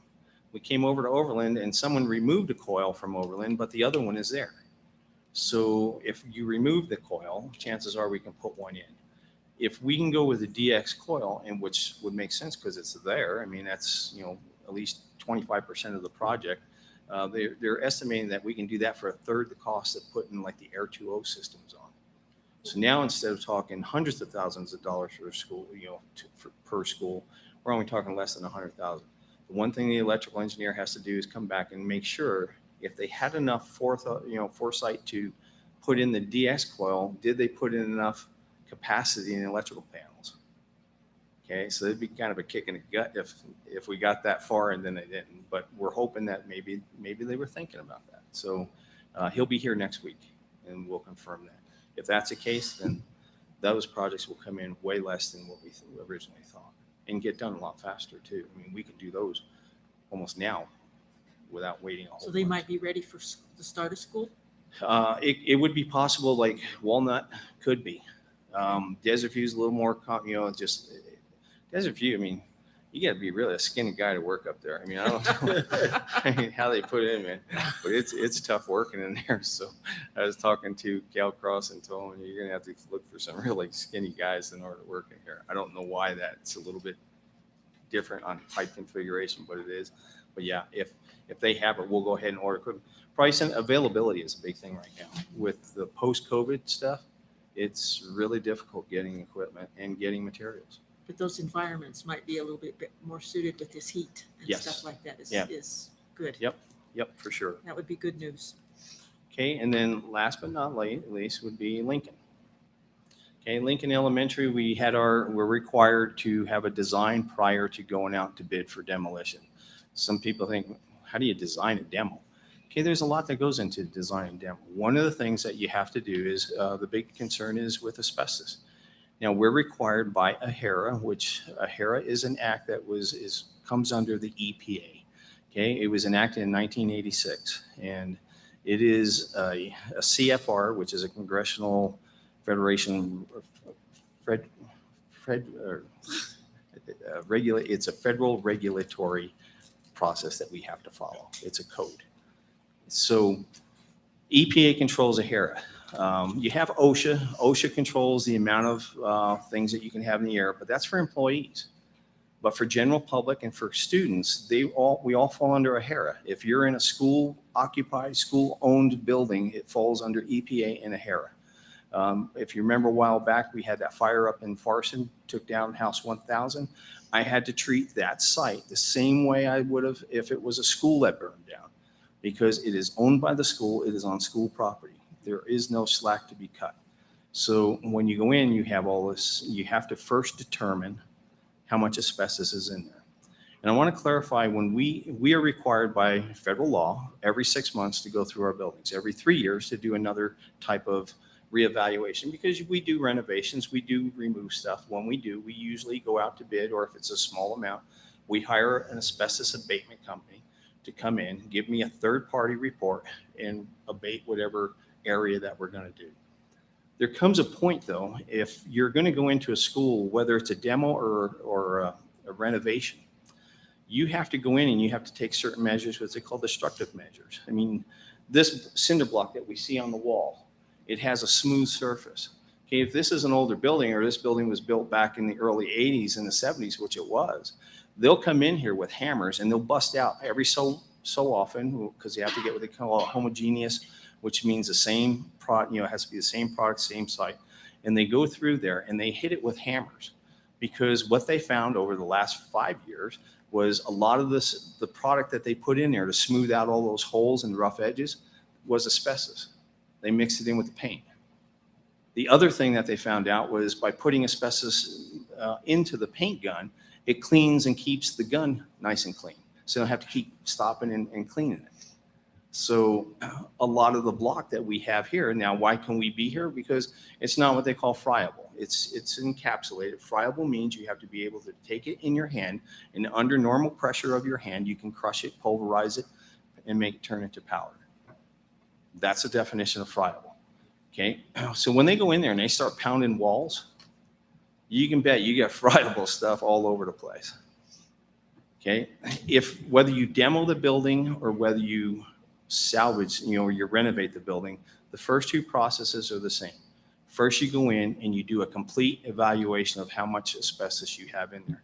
Because I can tell you, when they did the original asbestos, and even when we do our 3-year, we can't go in there and start pounding holes in the building, because it would require now to hire another company to come in and fix it. And if there's no asbestos there, we put holes in everything unnecessarily. If it's encapsulated, we can sit here in a meeting and be okay. But once you hammer it, then you're no longer okay. So you have to have a good evaluation. That's number one. Number two, it has to be abated. Even if it's going to be demoed, the asbestos has to come out first before it can be demoed. Whether we demo it or whether we renovated a building, it doesn't matter. If I was going to renovate this building, I'd have to have an asbestos evaluation on it. And then if we found asbestos, it would have to be remediated, and then we would renovate instead of demo. So that's kind of where we're at right now. And, we got this notification because we're trying to get out the bid. That was a requirement of the 35% review, was did we get a asbestos report back? And that's dictated by the state. So right now we're at the 60% review. Once we get the 60% review, then we'll do the final review, and then we'll go out to bid.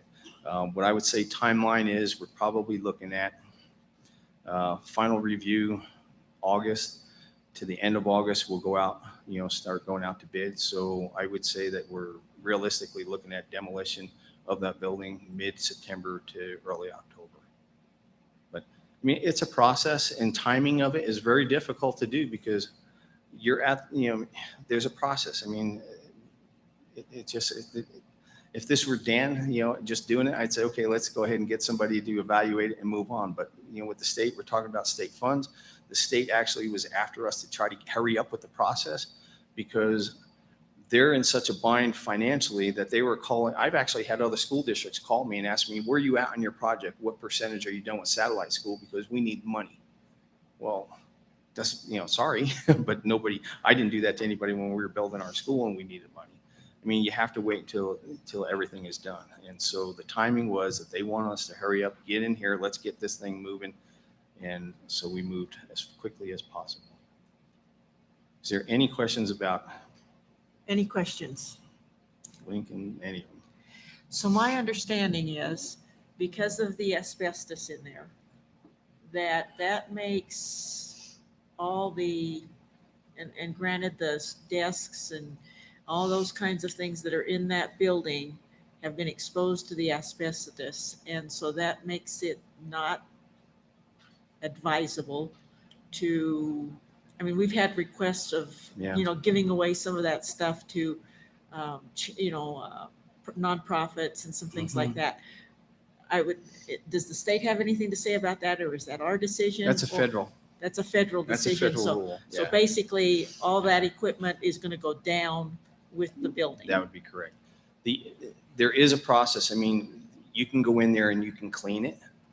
But to be honest with you, and there's only 3 licenses.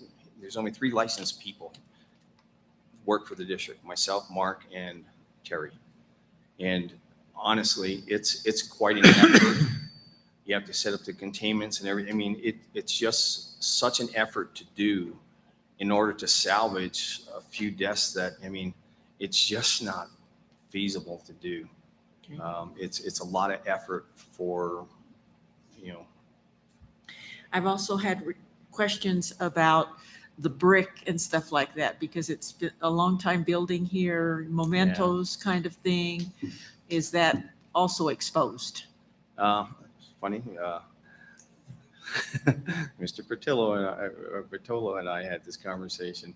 He has fond memories of the painted wall downstairs.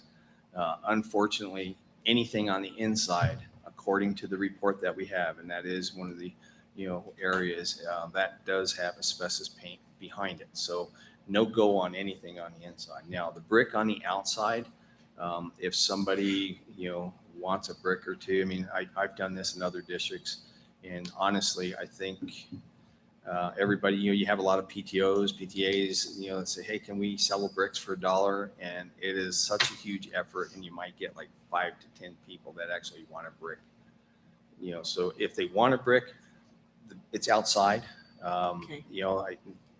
All I'd have to do is maybe, I can talk with the contractor when we go out to bid and say, hey, we do We need need to some- preserve a couple bricks. Yeah. Now I will go in and we'll have the asbestos, the company who does the asbestos abatement prior to construction. They will go in and they will salvage the plaques that are in there.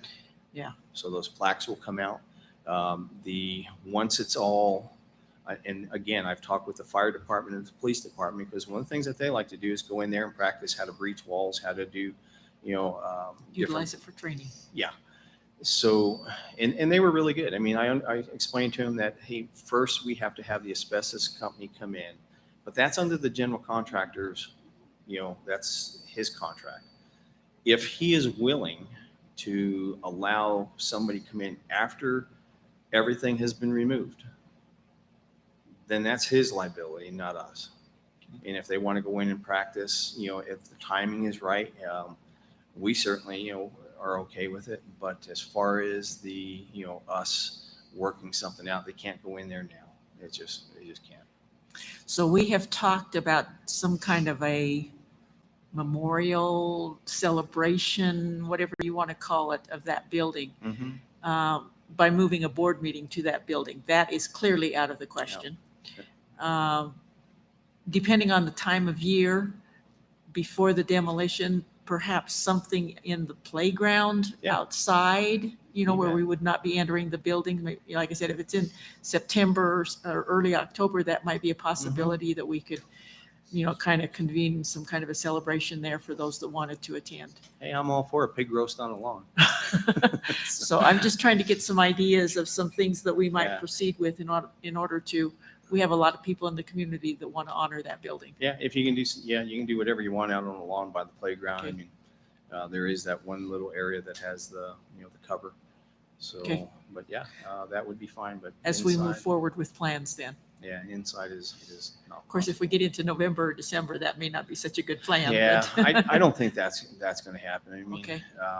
we've got everything going in the right direction. It takes time to survey, coordination with the city. One of my concerns was if we remove the, I think it's 8th Street that goes up there, if we remove some of our dirt, I'm really concerned that the curb and gutter been there, probably before the school, and it's crumbled up. I'm worried that it might fall. So, I mean, there's some coordination that the architect and owner's rep will have to do. But I don't see it going any further into October than, the middle of October. That's good to know. So, It's good to know. Okay, Thank you. all righty.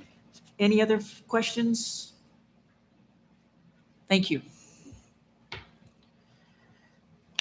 Okay, item number 8 on our agenda is the communication and correspondence or public comment.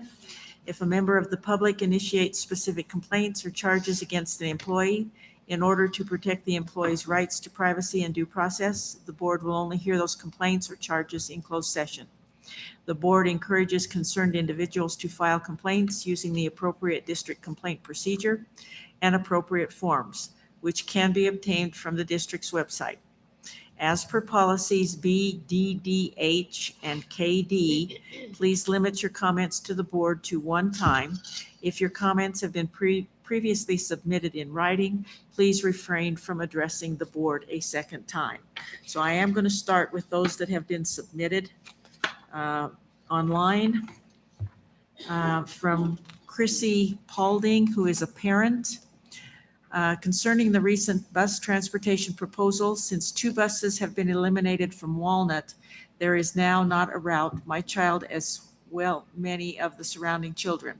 While I can adapt and provide daily transportation, not everyone within our radius can. Walking is an option. However, there are not sufficient crosswalks in our area. The most dangerous intersection being Alder, Walnut, and Reed. Are there currently plans to have crosswalks put in? I'm not sure if are these questions being answered. How are we addressing this, since it is dealing with transportation? And some of these questions I hope have been answered. That is heavy concern. After school, we were able to add a bus there to Okay. get the kids, because that's when the bulk of the walkers are. Okay. And we weren't able to add a bus at least yet in the morning, but we will work. I've noted it again Okay. about the cross. That is like 5. It's like a 5-prong. It's crazy. So we've got to figure something out there. So for there is a safety issue there too. There absolutely is. Okay. And after school, we've taken care of it and we're still adjusting. So Okay. we are well aware of that one. Okay. Yeah, that's a scary one. Okay. All right. Heidi Franson, also a parent.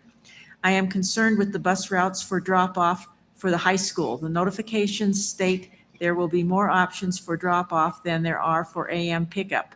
However, when looking at the schedule, there are 11 pickup locations for the morning on bus number 28 and 5 drop-off options for bus number 8. Can there be at least one more stop on the way from Bighorn and Carbon to Donellan? Maybe at Donellan and Kimberly or Donellan and McKinley. There are many high school children in this neighborhood. That would put many of them crossing the belt loop from the Donellan drop-off for the children that live in this neighborhood. This is a safety concern in the winter when the roads are icy. Do we want the kids crossing this busy road? So those areas are within the walking distance for the high school. We've had a lot of conversation about this because it is right next to the belt loop. We know that that is a route that kids tend to want to take. I would never recommend a kid walking on the belt loop, even when it's nice. There's not sidewalks. However, there are sufficient sidewalks and streets to walk if you go from, if you don't go Use the east belt on the loop. belt loop, right? Okay. And so it does fall within walking. The other is an established route for out of the 2 miles. And if they go to catch that, I don't want any kid crossing the belt loop. I No, wouldn't recommend no. that. No.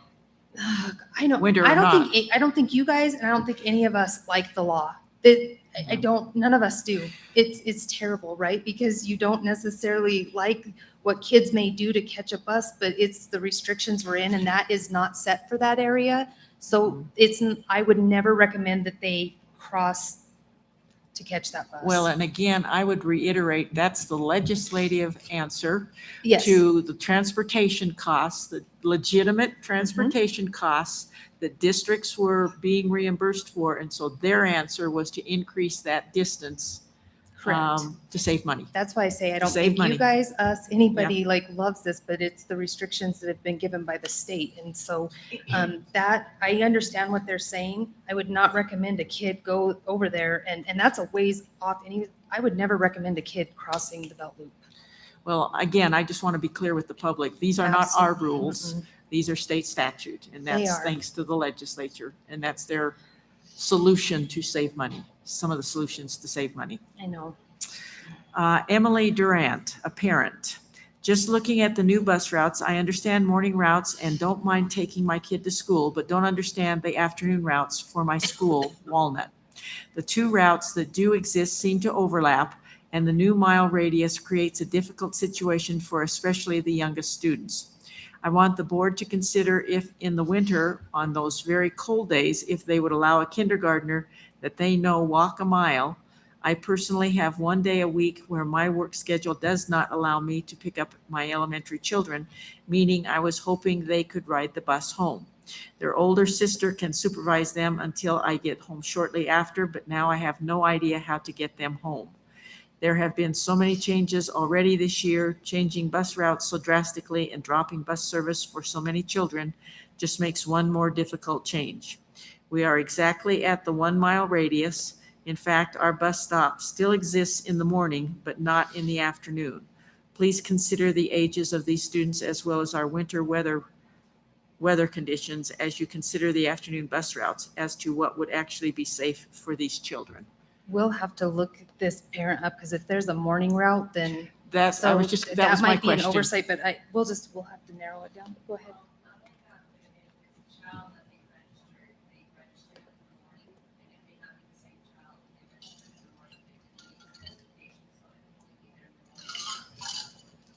So they We're might need to making register notes, for the yeah. afternoon then. Yeah, they've been really good about following up and calling parents Okay, as the public okay. comment's been coming in too. So All right.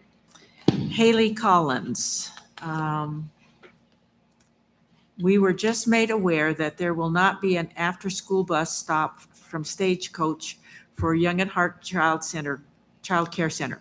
As a concerned parent, I find this a safety issue. We have UD kids just starting school in kindergarten that are going to be expected to find their way back to childcare through traffic and across busy streets. I think this is something that needs to be relooked at and approved to help our community.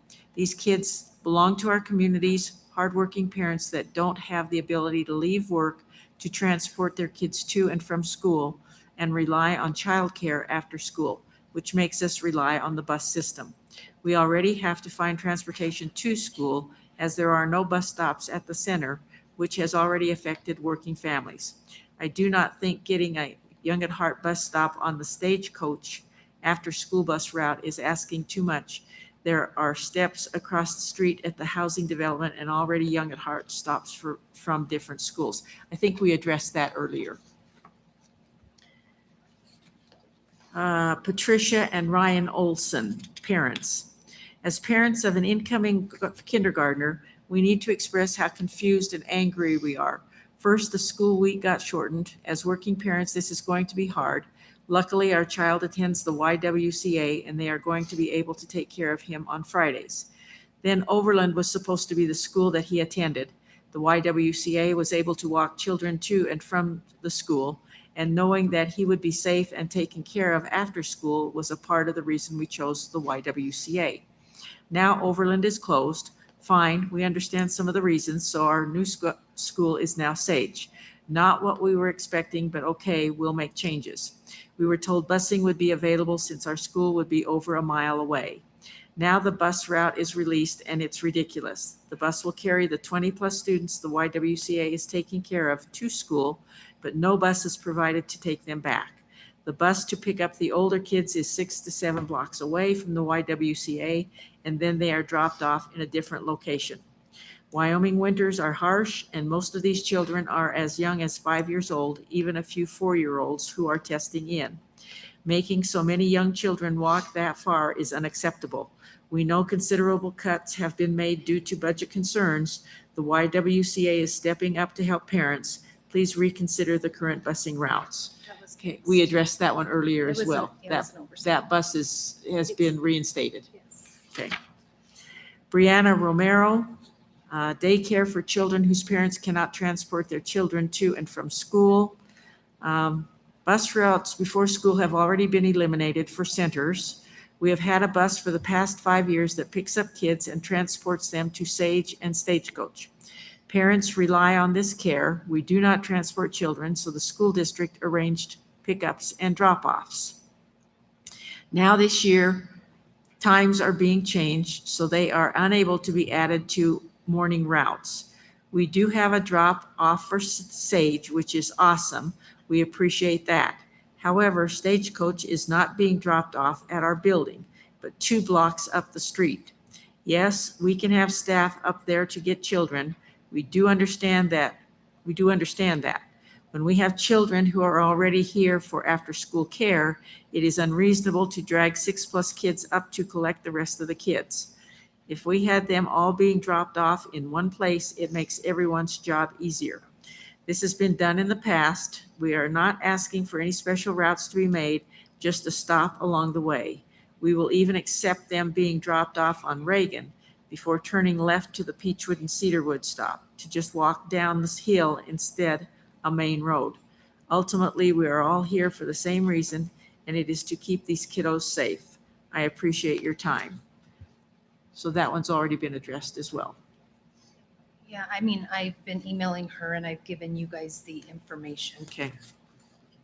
Okay. Gracie Clerk, parent, concerned about bus routes for AM pickup at Young at Heart Early Learning Center. Children do not have an AM bus to take them to school, Sage and Stagecoach. As many other parents in the community using Young at Heart Early Learning Center as a central hub for before and after school has been a great addition to the community. In past years, children were picked up in the AM and dropped off in the PM from different elementary schools in the district at Young at Heart. This is very helpful as many of us parents have to start work much earlier than the school start times and get off later than the end of the school day. I am very concerned that the students do not have AM transportation to schools from the Early Learning Center as they previously have. And if they do have transportation, the stop is not at the center, putting children at risk for crossing a very busy intersection, especially in inclement weather. I feel as a school district and a community, we want our kids to leave and arrive safely to and from school. And so I feel that having the bus stop at the Young at Heart Center is imperative. If a bus stop is not feasible, the school district needs to reassess school start times to make transportation available. Again, that's. School start times isn't the reason for, Yeah, it's I mean, it made us homeschool. readjust the things. Yeah, when I talk about the restriction, it's the law. I'm not regarding the start and end times. Right. Yeah. Okay. Larissa Appel, parent. Good evening, everyone. First off, I want to thank Mr. Klingenpeel, Superintendent McGovern, and Mrs. Bolton for responding to my emails and correcting the oversight of the lack of an afternoon bus in the President's neighborhood. I appreciate it. I'm writing tonight to ask if the Sage bus route through the President's neighborhood could be modified slightly so that the Madison and Jackson bus stop could be moved to the YWCA's parking lot. I see many benefits to this change with very little negatives. If the bus stop was in the YWCA parking lot, then the 20+ kids getting on or off the bus would be slightly safer and more protected. The bus would not be holding up traffic in such a highly traveled area. The YWCA staff would not be stretched so thin, and the other neighborhood kids would have a safe place to gather as well. In fact, we could even look into building a shelter there for everyone who needs it when winter comes. As a daycare, the YWCA's location to Overland was perfect. The closing of our 2 neighborhood schools has been stressful to everyone, and I know it is coming with a lot of change. It was my understanding that with the announcement of Overland's closure and the subsequent transfer of their students to Sage, that they would be prioritized transportation like what the Boys and Girls Club has. Of course, I recognize there are things I do not know about how the bus routes are decided. If it is not possible to make this change, could you please explain why it's not possible for the YWCA, a great community partner to the district, to have a specified bus stop for the numerous students that have traveling to and from Sage this year? Thank you. And we addressed that one. Corey Darlington, parent. Hello. I want to start by saying thank you. I know the school district is doing everything in its power to ease the frustration that comes along with all the major changes happening in School District 1. I hope that my fellow community members are listening when I say that I can see the sorrow and frustration on our board members' faces as well as in their words. I genuinely believe that this courageous group of individuals are just as unhappy with these changes as the families they affect. With that said, I implore the board to advocate for the families of the YWCA. As a mother of 3 boys ranging from 5 to 14 who have all attended the Y, I have firsthand experience when it comes to the hoops YWCA has jumped through to get their students to and from Overland Elementary over the years. When the discussion was raging about which schools should be closed, YWCA families and staff had 2 main concerns. What will happen to our beloved Overland teachers, and will the district provide our students with buses so that they may continue to attend before and after school at the YWCA? We were reassured that yes, of course, if Overland Elementary is closed, the students of YWCA will be provided transportation. Morning transportation is great, thank you, but how can you not then provide those students with a means to return to the Y in the afternoon? Additionally, the before and after school program currently has 21 students preparing to attend school at Sage Elementary and 4 students attending Eastside Elementary. How can 20-plus students not constitute a direct bus stop? Our winters are vicious and incredibly dangerous, and as any born and bred resident of Rock Springs knows, the corner of Madison and Jackson is not the place for 20-plus students to stand in the dead of winter. Do not allow this to happen. There is no amount of cost-saving measures that can justify the life and safety of a child. I propose an alternate solution. Technically, YWCA's in-area schools are Sage and Eastside. Make an exception. Instead of requiring bus drivers to drive across town to take the children to Eastside, allow them to attend Pilot Butte instead. This would require 1 bus instead of 2 to take the students to schools directly next to each other. They have the numbers and the need, so please do not let them down. So if they are from Eastside, they could do that out of district request, the out of area request, and then Pilot Butte would become their school. But we don't provide transportation for Transportation, out-of-area requests. Out-of-area babysitting requests, we only provide transportation if it's out of the 1 or 2 mile radius, and then they go to the nearest stop. We don't adjust the transportation to pick them up. But this is that YWCA stuff too. Right, and their home school is Eastside. So we provide a bus to Eastside. If the Okay. parents want them to go to Pilot Butte, Then they would not have transportation from there. well, technically, we wouldn't provide it. They're saying to put them on the same bus as Sage and they can get off there, but that's not a practice that we do. Yeah, when those buses leave at the same time. So that maybe is one to look at or address with the Because individual, yeah. okay? Madam Chair, Mr. Jackman, sorry, Ms. Bolton, I think the way I'm understanding it, we already have a bus going through the presidential streets. Yes, So no matter what, from East Side, we have to have a bus going through the presidential streets. yes. And having the students go to Pilot Butte wouldn't save us a bus route. It would just be 1 less stop. Yes. Okay, thank okay. you. So there is a bus going that would be close to the Y. Oh, yeah, it's East right Side, off 'cause the it's in the corner on President's. Madison Okay. and Jackson. Okay, okay. Jennifer Chick, a student. I have a 5-year-old daughter who is attending Stagecoach this year. I am employed and work until 5 p.m., which means that my daughter needs to be transported from Stagecoach to the Young at Heart facility. My concerns for the bus stop being at a intersection and not in the parking lot is that they are 5-year-olds and they cannot supervise themselves to get from a bus stop to a school. These kids will be crossing the Road of Reagan, which we all know is a very busy street, and during the winter months, our kids will be walking. I have strong concerns for the safety of not only my child, but the other children who are attending Stagecoach and will need to be transported to Young at Heart. So again, that's part of the, have someone from Young at Heart meet them at the crosswalk kind of thing. Crystal Smith, a parent.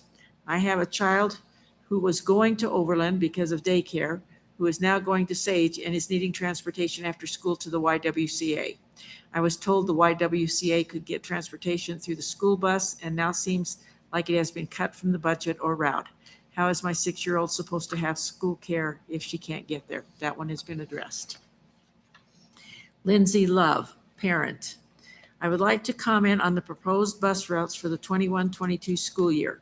I have 2 children attending Sage Elementary next year, a kindergartner and a 2nd grader. My children were supposed to attend Overland, which is a short distance from our home, but will now need to be bused so that I can get to work on time. I have several questions. First, the message about bus routes states that morning seating will be limited. What does that mean? Parents are encouraged to drop their children off in the morning. What if they can't? Will children be turned away if the bus is full? Did the school district not foresee that this would be an issue when they, not parents, chose these start times on top of closing schools, which obviously increases the need for busing? Lastly, the pickup location for my kids is White Mountain and Sierra Road, which is close to my home. The closest drop-off location is Poposia and Little Sandy. This is a significant distance for a 5-year-old and 7-year-old to walk along a fairly busy street. Why get rid of the Sierra stop in the afternoon? I am not going to claim that I know all the challenges that the district faces, but I can tell you how many parents I know are feeling.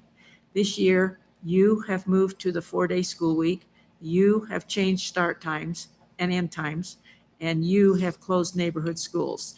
The very least you can do for parents who are scrambling to adjust to all of this change is ensure that our children have a safe and consistent way to get to and from school. Thank you for your time. I would say on this one, they need to contact to register their child. Actually, Chair Jellicoe, I believe this one was taken care of. She's been working with An individual. Mrs. Tolman, Okay, and I think this one's good. okay. Brittany Fisher, a parent. My kids go to the YWCA daycare after school. With the new closures and moves, it was assumed that the daycare would have its home schools changed to not only Sage, but Pilot Butte as well due to proximity. After discovering that that was not the case, we have some concerns. I understand there is a bus route that will drop off near the Y, but it still creates a problem when parents have 2 different kids in 2 different schools all the way across town from each other that start at the same time, and bus stops that are close in time range and at different areas. We noticed there isn't a bus stop for Sage anywhere near the YWCA in the afternoon, and that's where the bulk of the YWCA students will be going. There is, however, a Boys and Girls Club bus going to both Sage and Pilot Butte. It would seem like an easy solution to make that a complete after-school bus and add the YWCA to that route. There would be 4 YWCA students for Pilot Butte at this point, and there should already be transportation in place for the YWCA students going to Sage as well. I understand budget cuts have made everything way more complicated, but there are so many parents that aren't able to go pick up their child on a regular basis. It seems like such an easy fix to make Pilot Butte and Sage the home school for the daycare and include them in the Boys and Girls Club bus. The daycare is so close to both schools, it wouldn't add a ton of time to the route either. Thank you for your time. That one has been addressed as well. Marty Albert, staff. Thank you to the tech department for the magnificent work they did during the 2021 school year. A special thanks to Timmy Lou and Lenny Lou for their bottomless wells of patience as they helped me conquer my technology problems.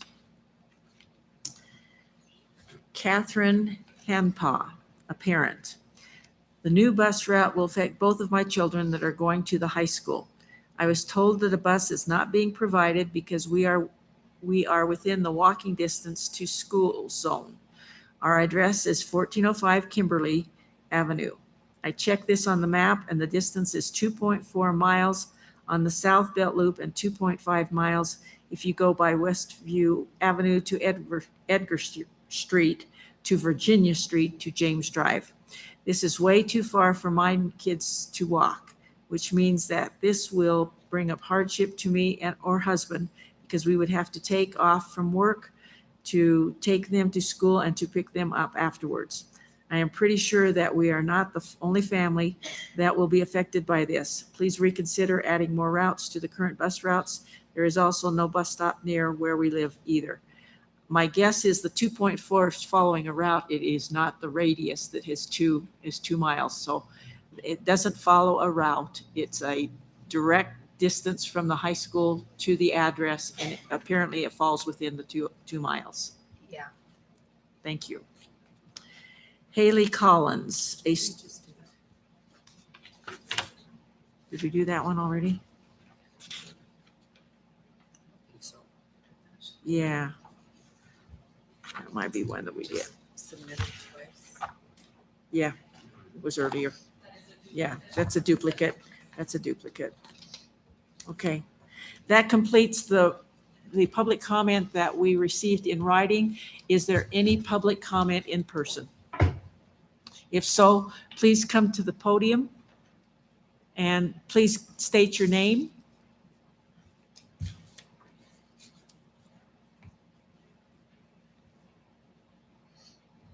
Good afternoon, good evening. My name is Brad Hanneman. I'm not going to say much more than what's already been said online. It's very obvious there is concerns as parents.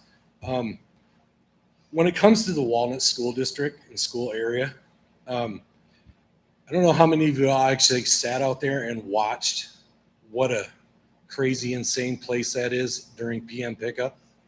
There's cars lined up both sides of the road. Okay, parking lots are full. It's a very small parking lot to begin with. Okay, obviously weather is an issue. But if you continue past the school to go to the Boys and Girls Club or to the other place that they used to bus to last year, you have to pass by trailers that have no sidewalk. It's very congested right there. There is an apartment complex with its continuous traffic in and out, in and out, in and out. You continue up to another intersection that is a three-way intersection. Kids don't understand that. They don't understand that the car coming up the hill has the right of way and everyone else has to stop.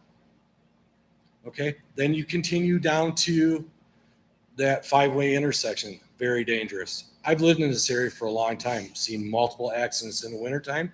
I've seen kids almost hit leaving the school, running across the road. There's one traffic guard there to help kids across the road at the school. What's going to happen as they continue down to the Boys and Girls Club? You guys talk all night long about safety and everything, but this area is a very dangerous area. And it doesn't stop there. Once you get past that 5 intersection, you're traveling up through neighborhoods that, you know, kids are doing this all the way through. There's no good way to get them. Now you're talking about little ones that are 5, 6, 7 years old. Sorry, this is a very bad thing. Okay, and I know it's about money, it's about revenue, but can we find it somewhere else? I mean, seriously, Mr. Mixon made a comment about, you know, if we support the school more money, then we could minimize those areas. Okay, Mr. Mixon, you're asking us to support more. What if I have to leave work? What if I lose my job? Because now I have to provide transportation. I haven't lived in Wyoming for 30 years. I don't have family here. I don't have friends that I can say, hey, could you pick up my son from school every day? I don't have these things. Not every parent does. I'm pretty sure there's another way. Okay, okay, Stagecoach, everybody, or not Stagecoach, the Young at Heart. Everybody's been seriously concerned about crossing one road. You're asking kids to cross several dangerous roads from Walnut to Boys and Girls Club. I'm sorry, there's got to be a different way. They were doing it last year, and now all of a sudden this year, no, sorry. I don't have the ability to say, not everyone has daycare where we can just, you know, we've asked, oh, our daycare is full. We're not accepting kids. So we have to send them to these kind of places. But now that's taken away from us because we can't get them there. What are we supposed to do? I'm sorry, that's it. That's all I got. Thank you for your comment. Further public comment? Hello, my name is Melinda Boss, and well, I know you've heard this said a lot today. I'm from the YWCA. So I was essentially wanting to first off thank you for taking the consideration and hearing the comments our parents made about the missing afternoon bus from Sage and adding that back in. That was terrifying us that we would have to pick up 21 kids with a bus that takes 10, because that would take 4 staff and over an hour to pull back and forth and figure that out. So I appreciate your willingness to find that in there, as well as it looks like adding the bus for East Side to be somewhat closer. There's now one on Jackson Street, which is a little easier. I guess what I'm looking for is more of a clarification, because there was a comment made about could the bus come in front? Should it be Pilot Butte? Should it be East Side? We make a strong point of figuring out what our school districts are and asking all our parents to fill out the transfer forms and requesting that in time. If we're going to stay with Pilot Butte, then that's there. Otherwise, we do want to make sure we have time to get our parents to switch over to East Side from Pilot Butte so that they can be on the buses that will get close to us. Our ability to transport across town plus supervise is the same thing the Young at Heart has.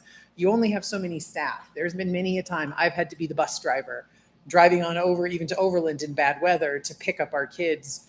And then you have to have one in the bus and one dropping off and one waiting with the rest. So I guess I'm looking for clarification. Do you want us to wait and follow up, or should we start looking at our kids transferring districts or schools? So the concern, I need. The Pilot Butte East Side. Yes. Which is the school that's going to be considered ours? I know right now it's it's East Side. We had been told Pilot Butte, so that's why we had all our parents switching to Pilot Butte. We will make that right if that information was given to you. I It apologize. was very early in the Okay, year, so you guys are East Side. East Side Elementary, all the presidentials go to East Side, and so the bus stops are established there. I would like to, why, by the way, when you mentioned you guys are very on top of getting the out, you guys do a fabulous job, so thank you. But East Side Elementary is the homeschool. If they put in an out-of-area request for Pilot, there's not transportation provided. Which is But what we found. Yes, but there's still time until the first Tuesday before school starts for parents to put in those out-of-area requests. But we accept out-of-area babysitting requests all year long because that can change depending on situations. So out-of-area babysitting requests, if someone joined the Y in October and then we would accept that. Okay, so essentially what we're needing to do is have our parents that say Pilot Butte actually be East Side so that the bus will get them there. Otherwise, we would have to do the transport. Yes, Okay. and if they want to transfer over, they just need to call Human Resources. Callie will pull it right off the list. It's no big deal. Okay. Well, I did appreciate that. And so I wanted to just make sure I knew which way to tell our parents to go so that we would get on the right buses and we would get kids where they needed to be. So we do appreciate that. And I mean, as much as I certainly wouldn't disagree, if you want to give us our bus, we would love to have our own bus. We promise to make a nice little stop for it. We'll be happy to do that. But if that's not an option, I understand, and we'll try to work with what we can. So, thank you. Thank you. Further public comment?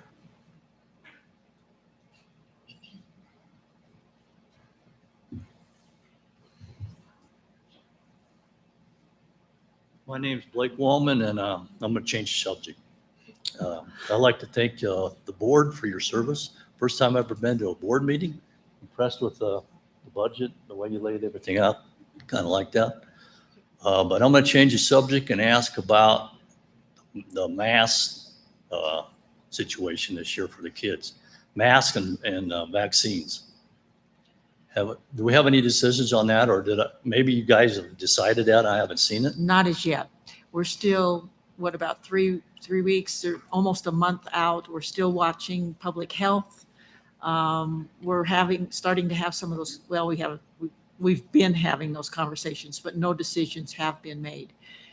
We understand that our elementary students are not even eligible for a vaccination at this point. So there are definitely some considerations, and we're looking at trends, what's happening. I checked this morning. Sweetwater County is up to 46 active cases. Again, we remain second in the state as far as active cases. So that's still kind of a work in progress at this point. Well, I seen Green River today announced that they're going to make it voluntary. And that's where I'm at. I'd like to see my grandkids, grandnieces and nephews to be able to go to school, at least sit in their desk and pull their masks off. I don't believe that the COVID situation affects the kids, like it does us older people, but I am against the masks, especially after last year. I'd pick them up a lot. It's just like, man, I had to wear it all day, and I just breathe in a diaper all day, your own air. I've been there, worked 43 years.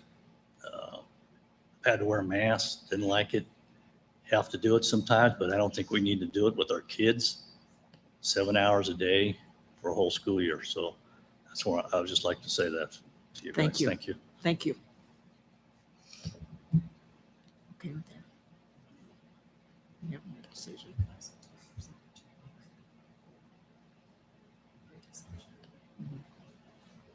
Good afternoon, guys. So I want to actually jump right back on to what he was going with. So the reason I chose to speak today was for my son and his medical issues regarding a mask. And I'd love to hear your guys' stance on the medical side of wearing a mask. And I would love for you guys to hear my side of it. So my child luckily gets to go out to Farson. We love that school.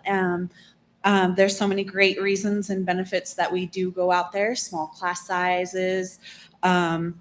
We love the 4-day, worked really great for us. And I could go on more about the benefits of Farson. But there's a few downsides, and one of those is the bus ride. And that takes dedication from our whole family to get those kids up and on time to school every day. So we hope that shows that we appreciate that we get that option of being able to make that our home school. So with that, it comes a 30 to 45-minute bus ride each way. Last year, I sent my asthmatic child on that bus, and it only took him about 2 weeks until he started wheezing and having a hard time breathing. The school called me multiple times stating that he couldn't breathe, and so we got him an inhaler, and they still would call after saying that the inhaler wasn't working. So at that point, we chose to go online with him, and we kept him home during the fall until the new year and the new testing rolled around. His math had stayed the same, which isn't great, and his reading had dropped. So at that point, his amazing teacher that was helping him out, staying after, working with him, keeping him focused. But school online at home is difficult for any age, especially my 3rd grader with young siblings at home. We chose to send him back to get those grades back up. And after him being healthy the whole time that he was home during the fall, he returned in January, and instantly his problems with breathing flared up again. It only took 2 weeks for him. And I had called the principal, and she said that the symptoms were mimicking COVID, so that I had to keep him home for 2 weeks. I can tell you that it was not COVID. It was from him wearing a mask. That bus ride, and they were making him wear a mask during PE and stuff like that. So that was definitely mask wearing for an asthmatic kid instead of COVID. So I spoke to the principal, and she directed me to the school nurse. The school nurse suggested that I get an exemption for the mask. So after obtaining that, the principal still recommended that he wear his mask at certain times, even though his exemption was granted. I, for one, will be petitioning to make it a choice for staff and students. Please keep in mind the children that cannot physically wear a mask because of medical issues. And I look forward to hearing your views as well. Thanks for your time. Pardon me. Yes. We didn't catch your name. Oh, Jen Baird. Okay, thank you. So to you and Mr. Walden, I believe it was, we have an addendum item that following the executive session, we're going to have a discussion, a board discussion Okay. on the school safety procedures, which includes COVID-19. Okay. Will that be open to public? Absolutely. Okay. And what is your protocol on exemptions for children like that? Because I feel like I went through the proper channels to get that exemption, and then I was still forced to send my asthmatic child to school. Mrs. McGovern, would you like to address that? Sure.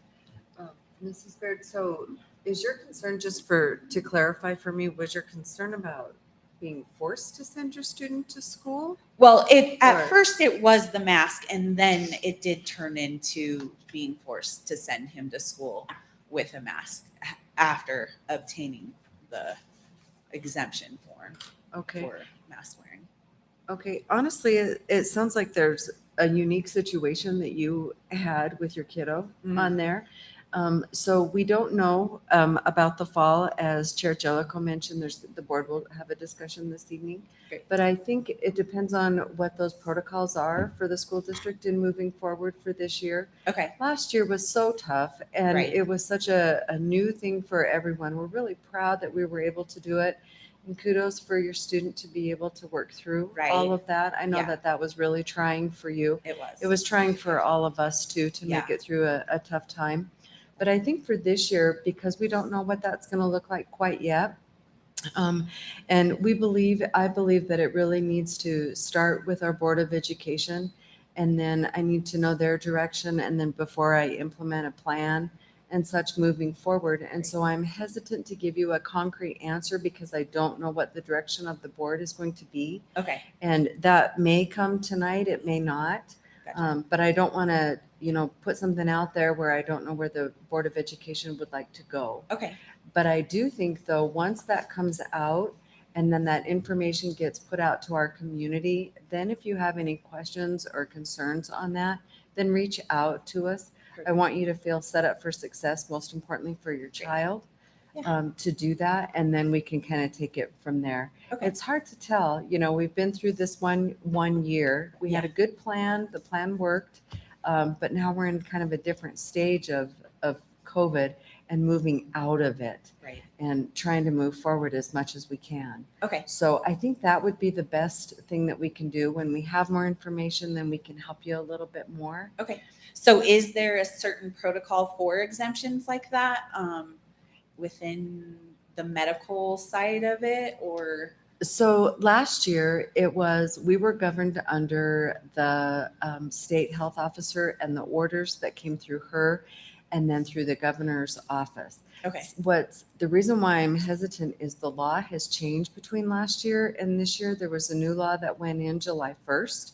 And so what that has done essentially has transformed what our local county health officers and our state health officers will do. Okay. They're more in an advisory role at this point, and it's changed what those health orders might look like. So for example, the health orders could only be on a state level for 60 days, on a local level for 10 days, and they would have to be approved by county commissioners or the city council.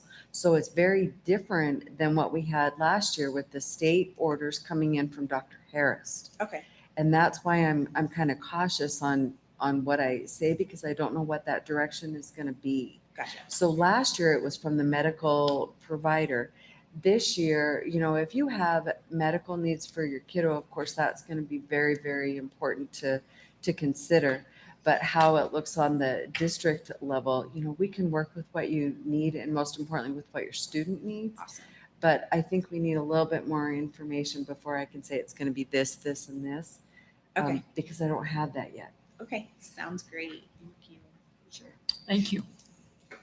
Further public comment? Further public comment? Okay, then we're going to move on to the treasurer's report. Mr. Jackman. Thank you, Madam Chair. The general fund report for the month of June 2021, we began with $19,823,339.68. We finished with $11,469,116.67. On the school lunch program for June 2021, we had a beginning cash balance of $1,674,066.10. We finished with $719,409.40. Head Start, we began with $77,605. We finished with $78,278.99. And that concludes the treasurer's report. Thank you. Is there a motion to approve? So moved. It's been moved by Mr. Mickelson. Is there a second? Second. Second by Mr. Reedy. All in favor, please say aye. Aye. Aye. Aye. Opposed, nay. The motion passes. Item number 10, the warrants. Mr. Jackman. Thank you, Madam Chair. District warrants from June 25th, 2021 to July 14th, 2021. Check numbers 145333 through 145336, totaling $77,065.02. There was also check numbers 145337 to 145534, totaling $2,185,548.23. Also associated bank charges. Is there a motion to approve? So moved. It's been moved by Mrs. Summers. Is there a second? Second by Mr. Reedy. All in favor, please say aye. Aye. Aye. Opposed, nay. Motion passes. Okay, item number 11 is the consent agenda, and this is where I'm going to break up some of the addendum at appropriate places.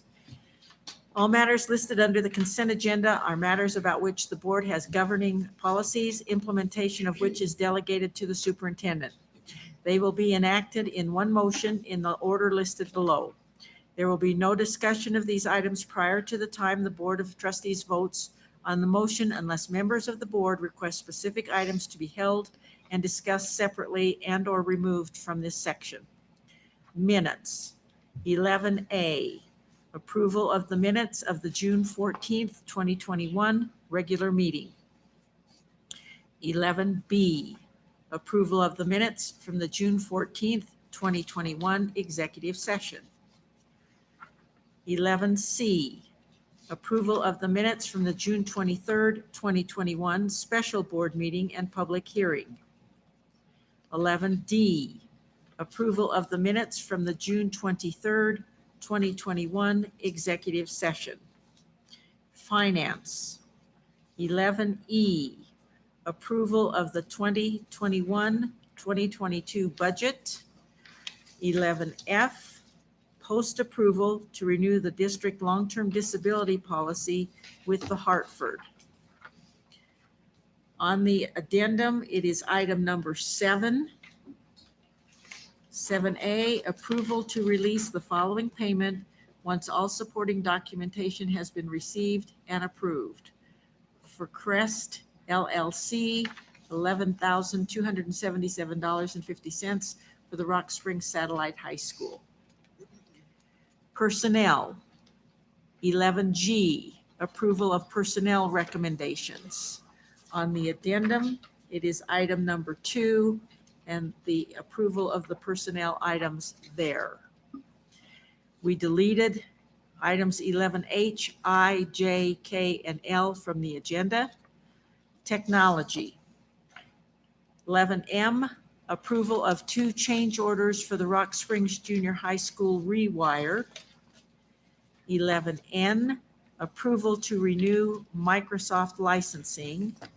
11O, approval to renew Keep It Safe off-site backups.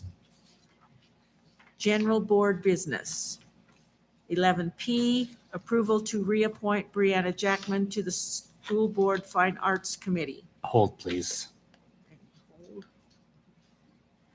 Okay, on the addendum, general board business, 4A, approval to declare the remaining old desks, chairs, tables, broken pianos, shelving, old and broken appliances, old chalkboards, old and broken scoreboard from the original Farson School, old furniture and other outdated building contents in Lincoln Elementary as surplus property and to dispose of during the Lincoln Elementary School demolition.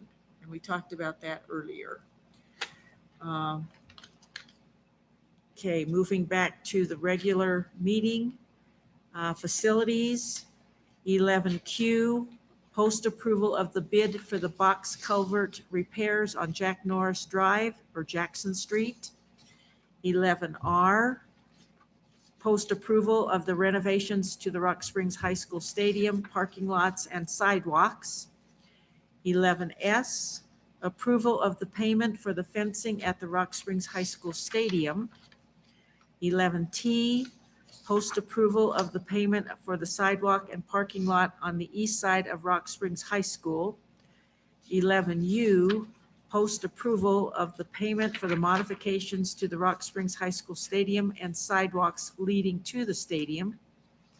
11V, post approval of the replacement of the Stagecoach Elementary School gym floor and substructure. 11W, approval of the bid for the carpet replacement at North Park Elementary School. On the addendum, item 3A, recommendation to approve the change order in the amount of $17,499.80 to Lame LLC for the relocation of an existing fiber optic line as part of the box culvert repairs on Jack Norris Drive. And 3B, recommendation to approve the change order in an amount not to exceed $20,000 for the additional concrete removal or replacement on the Rock Springs Junior High parking lot and on Jack Norris Drive due to the relocation of an existing fiber optic line. Okay, I think I've got, okay, and then on the addendum, the curriculum item, number 5, approval to declare old or obsolete science, math, English language arts, social studies, health, and other miscellaneous curriculum materials as surplus property and to dispose of by the most efficient method in the best interest of the district in accordance with district policy DN, school properties disposal procedure. Okay, I have only one item that was held, 11P.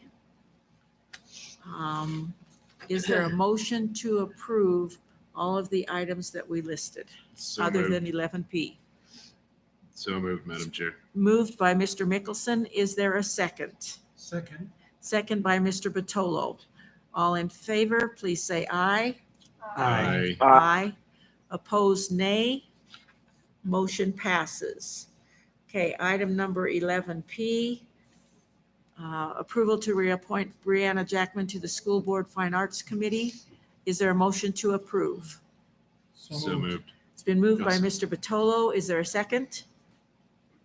Second. Second, Mr. Reedy. Discussion. I just have to abstain, Madam Chair. Okay, okay, so Mr. Jackman's going to abstain. Okay, all in favor of the motion, please say aye. Aye. Aye. Aye. Opposed, nay. That motion passes with Mr. Jackman's abstaining.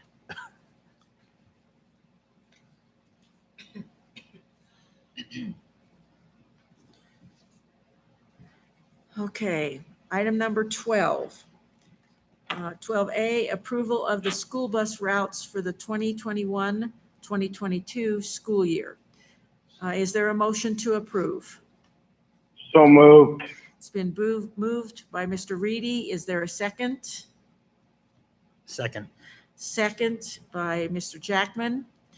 I will say, again, as we've said so many times today, as concerns become available, please direct those to the district, and we'll do our best to resolve them moving forward, and keeping in mind that any out of area requests that need to be made by August 10th in order to facilitate any transportation needs. Mrs. McGovern? Yes, Chair Jellicoe, thank you. Trustees, just a quick note also on this approval, if the board's preview, if we could also have permission so that if there are slight adjustments that we're able to do that. We do that every year, but I think that's important to say as we ask for permission on these. As Mr. Klingenpeel said earlier, as things come up, we may need to make adjustments, and that's not just until the beginning of school.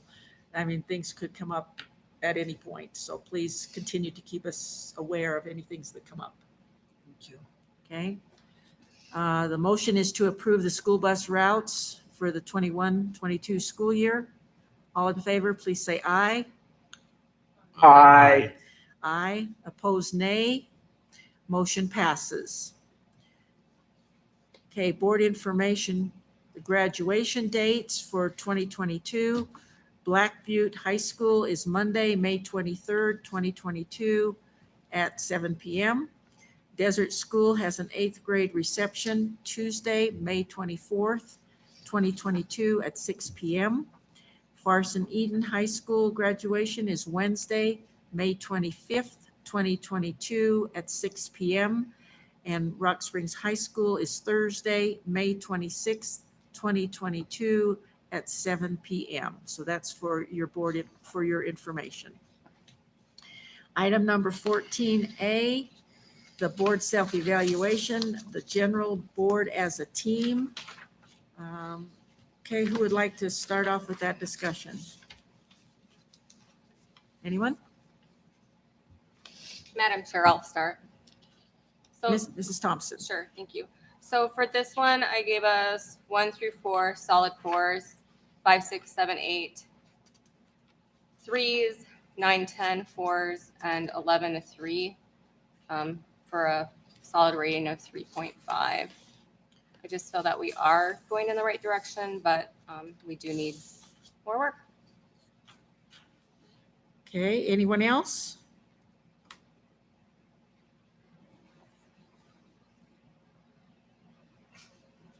Anyone? Madam Chair.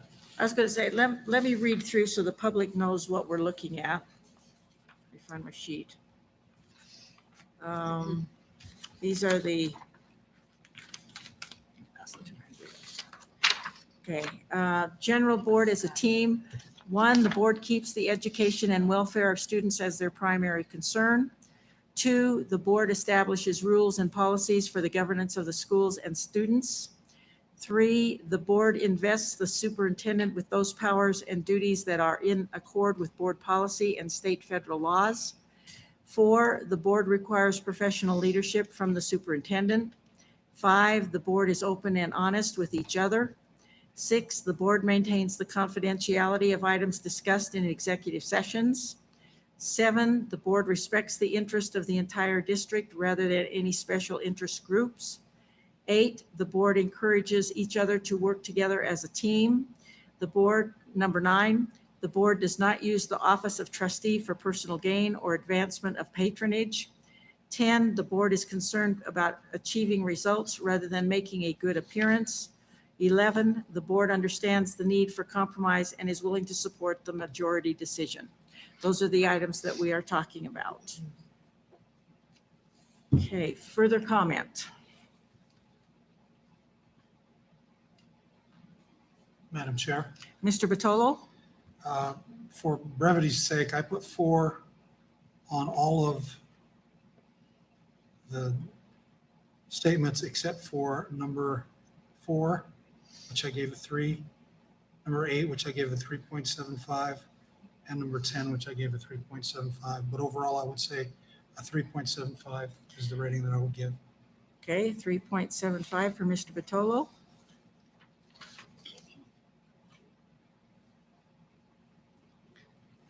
Madam Chair, Mr. Jackman?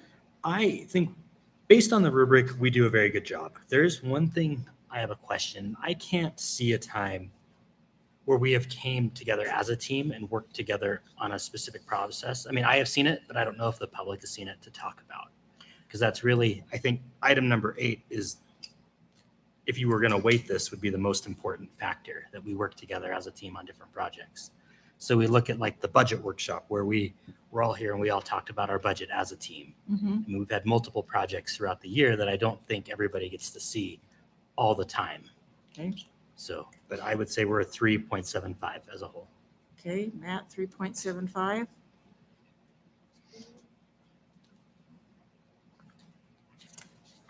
Mr. Reedy, Mr. Mickelson, or Mrs. Summers? Madam Chair, Mrs. Summers? I went and, overall, I gave us a 3.75. I think, we are concerned about achieving results rather than making a good appearance. And I think that's where most of our changes, that we've made, these drastic changes this year are stemming from. And then, yeah, so I gave us a solid 3.75. Okay, thank you. Madam Chair, Mr. Mickelson?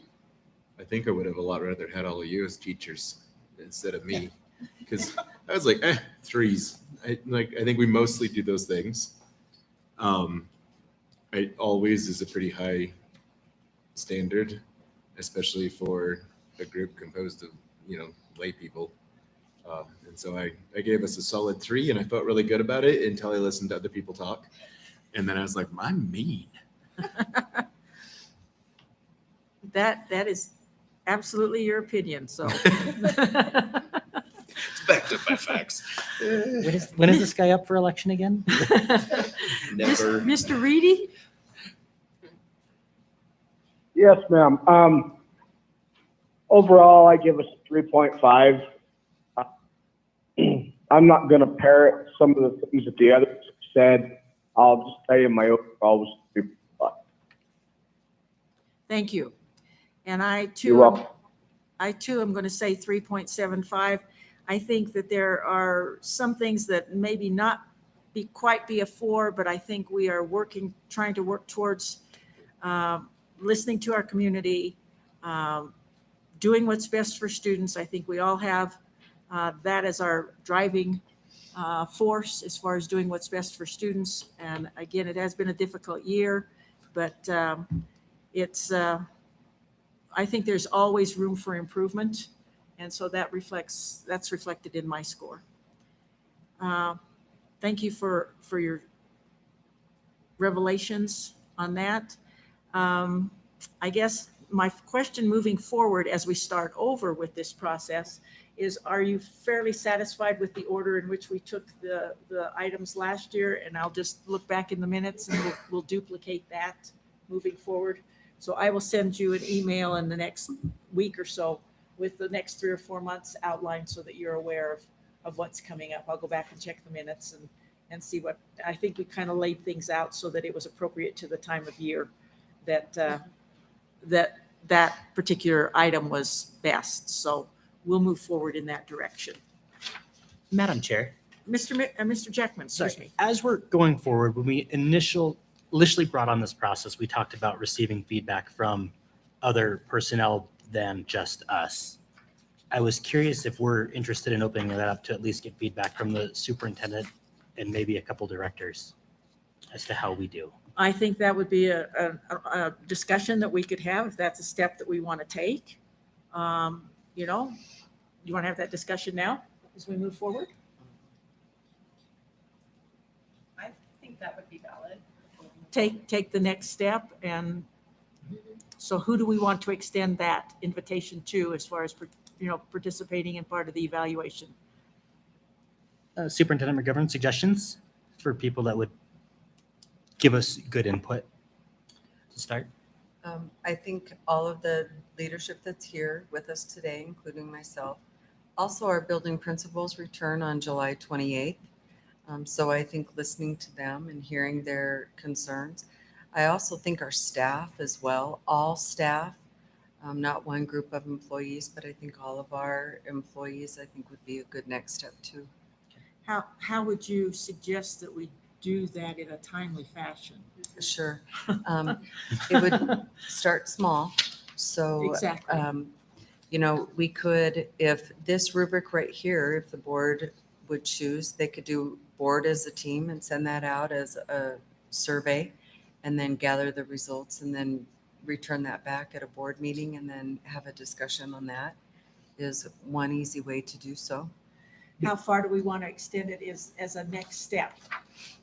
One thing I really want to avoid is adding extra work to people that definitely don't need to do extra work. I don't want super intensive. I guess my thought is if you have a specific comment to something that we're not doing or we're doing well, tell us. I don't need a full score. I don't need on everything. Does that kind of follow if there's, as we do the evaluation, and open it up that way to start? Definitely you and the leadership team here.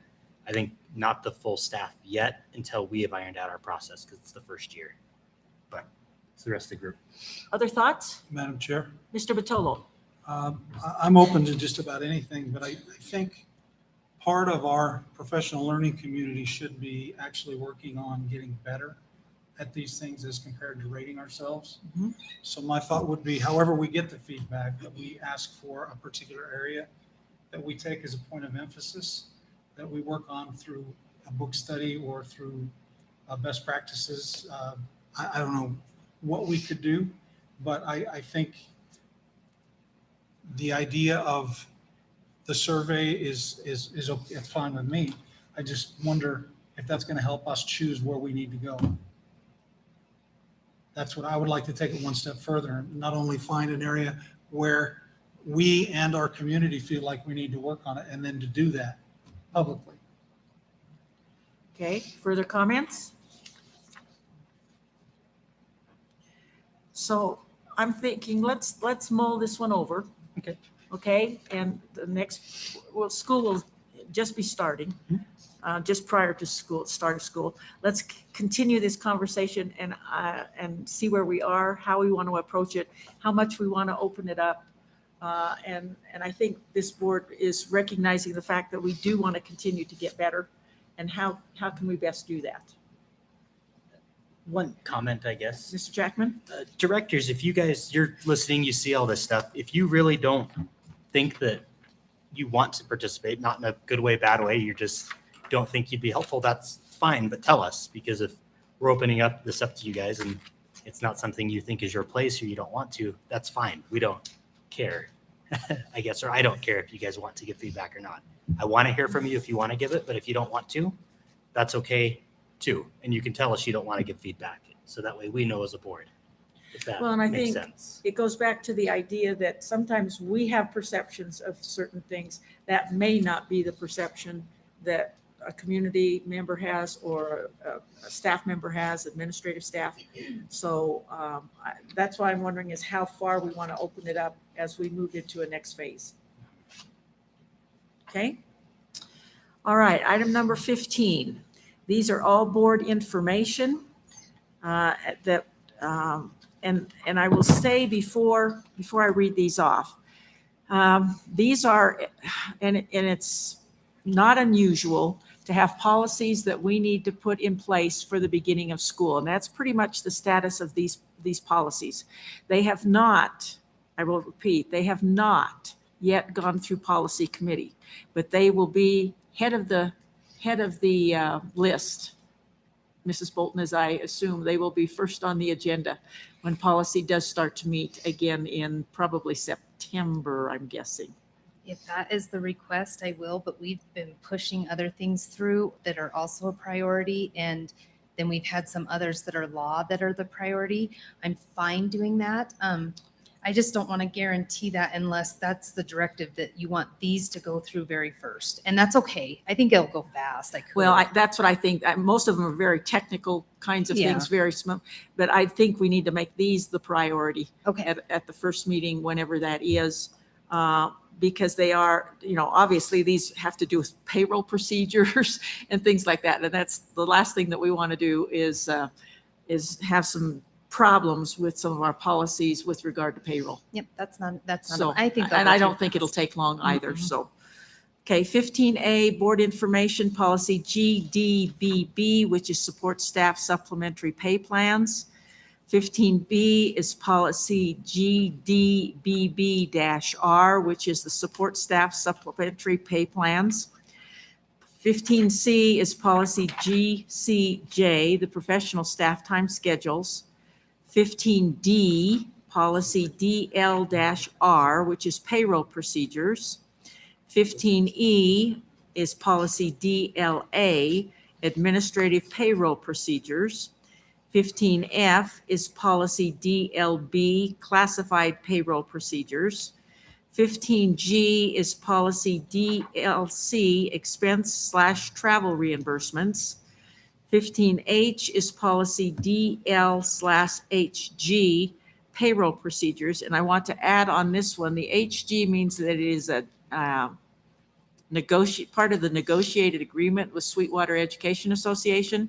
Prior to this agenda coming out last week, Superintendent McGovern and I did contact the SEA president, so she is aware of this change. Again, it's a very technical change to make sure that the Friday issue is resolved when it comes to payroll coming on a Friday. So SEA is aware of it, even though it has not been negotiated. SEA is aware of it. It does not take away from anything. Exactly. There's no problem with the intent of the policy. It's just a technicality. Yeah. 15I, policy EEAA, walkers and riders eligibility for transportation. Okay, 15J is the vacancy notice as of July 14th, 2021. 15K, calendar for the months of July, August, September, and October 2021. And 15L is the June 2021 Head Start Governing Board and Policy Council monthly report. There is one thing on the agenda that we still need to address, and that is the health premiums. It's on the addendum. Mr. Duncan, would you like to address the health premiums, please?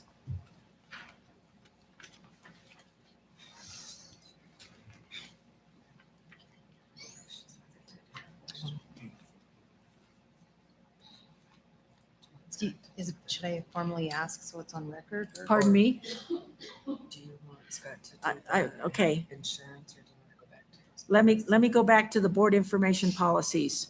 Is the board, and maybe we would not be approving these policies, but I'm looking for probably a motion to allow Superintendent McGovern to implement these policies for the beginning of school, because it will involve some of the administrative people coming back in a couple of weeks, that some of these will have to be in effect. So I'm asking, is there a motion to give Superintendent McGovern the authority to implement these policies, even though we have not formally approved them? So moved. Moved by Mr. Reedy. Is there a second? Second by Mrs. Summers. Any discussion? Madam Chair, Mr. Batolo?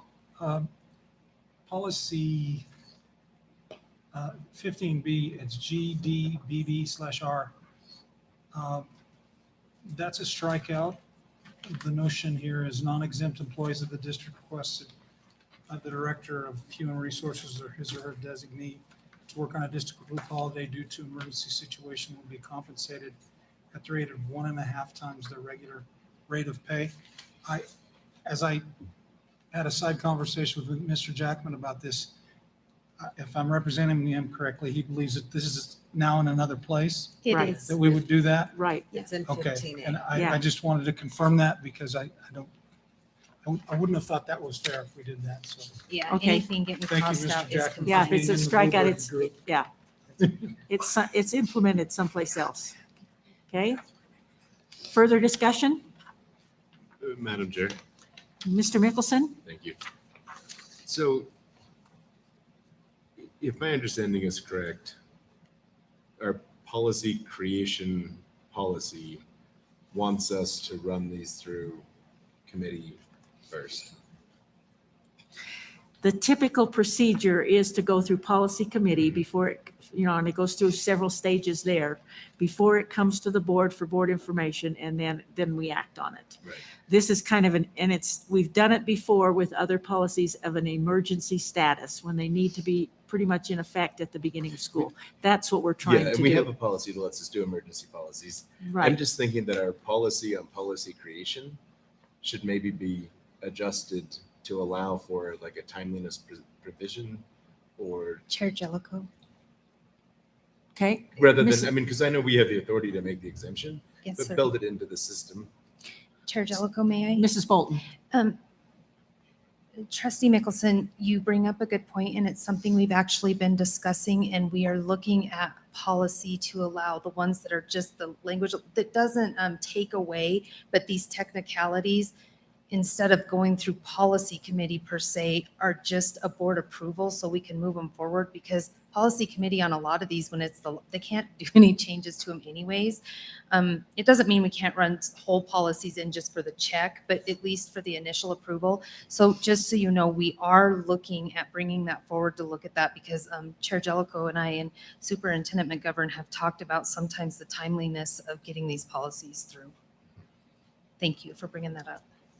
Thank you. Okay. Further discussion? Okay, then all in favor of giving Superintendent McGovern the ability to implement these policies prior to their actual approval and having gone through policy committee? All in favor, please say aye. Aye. Aye. Aye. Opposed, nay. Motion passes. So Mrs. McGovern, you can proceed with those at the beginning of school. Okay? All right, then item number 6 on the addendum, the health premiums. Mr. Duncan. Thank you, Madam Chair. Board Trustees, the item before you is the acceptance of the health plan insurance premiums for the 21-22 plan year, which begins on September 1, 2021. And for the medical and the pharmacy side for employees, as I mentioned before, UMR was calling for an increase from the current rates of about 12.5 to 14.75%. We're recommending that be capped at about 10%.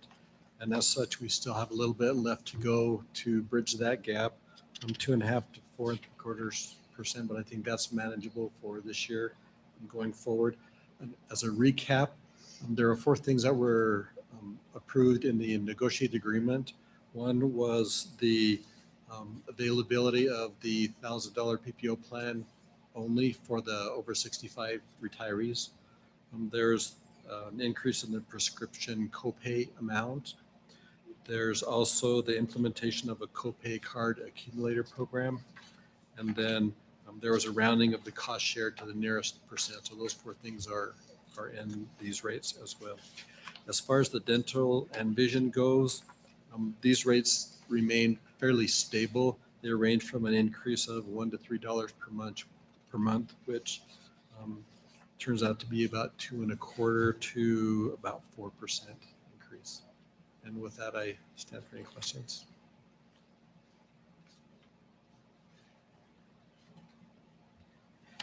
Questions?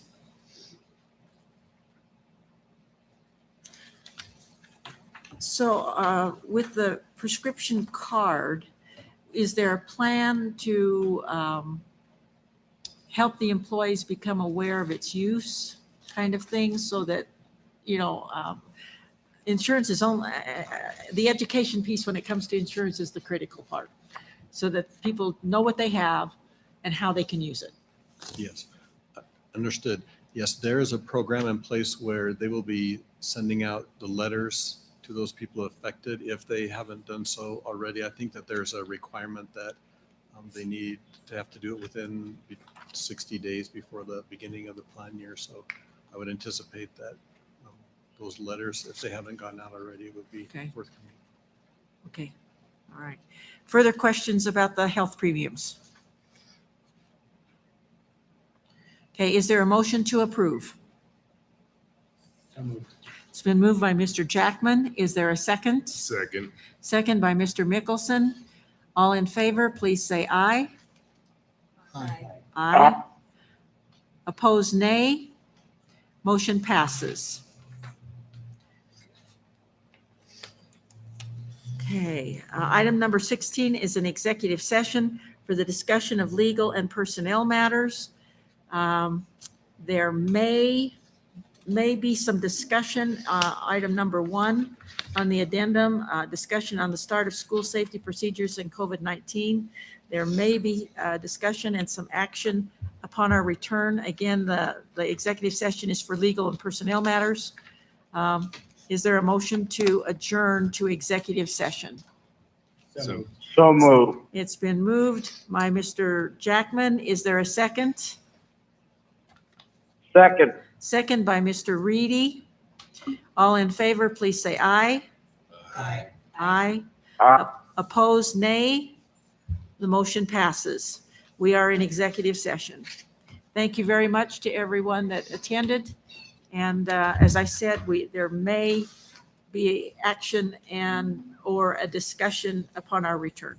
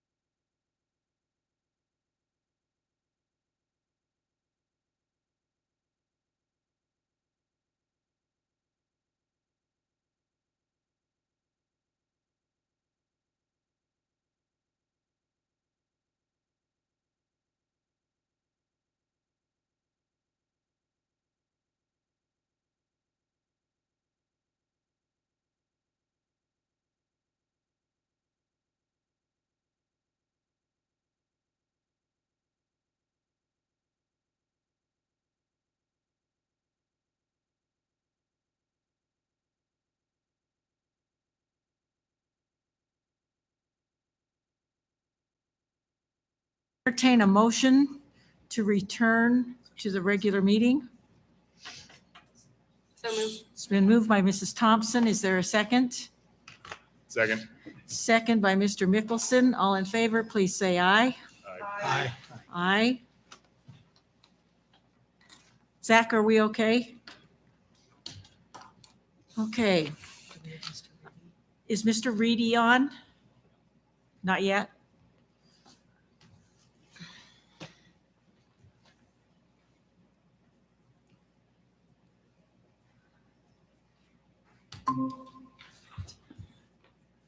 Hello. Is he on now? Okay, we're good. So we've got everybody in attendance again. So item number 1, under new business on the addendum, is a discussion on the start of school safety procedures and COVID-19. Thoughts?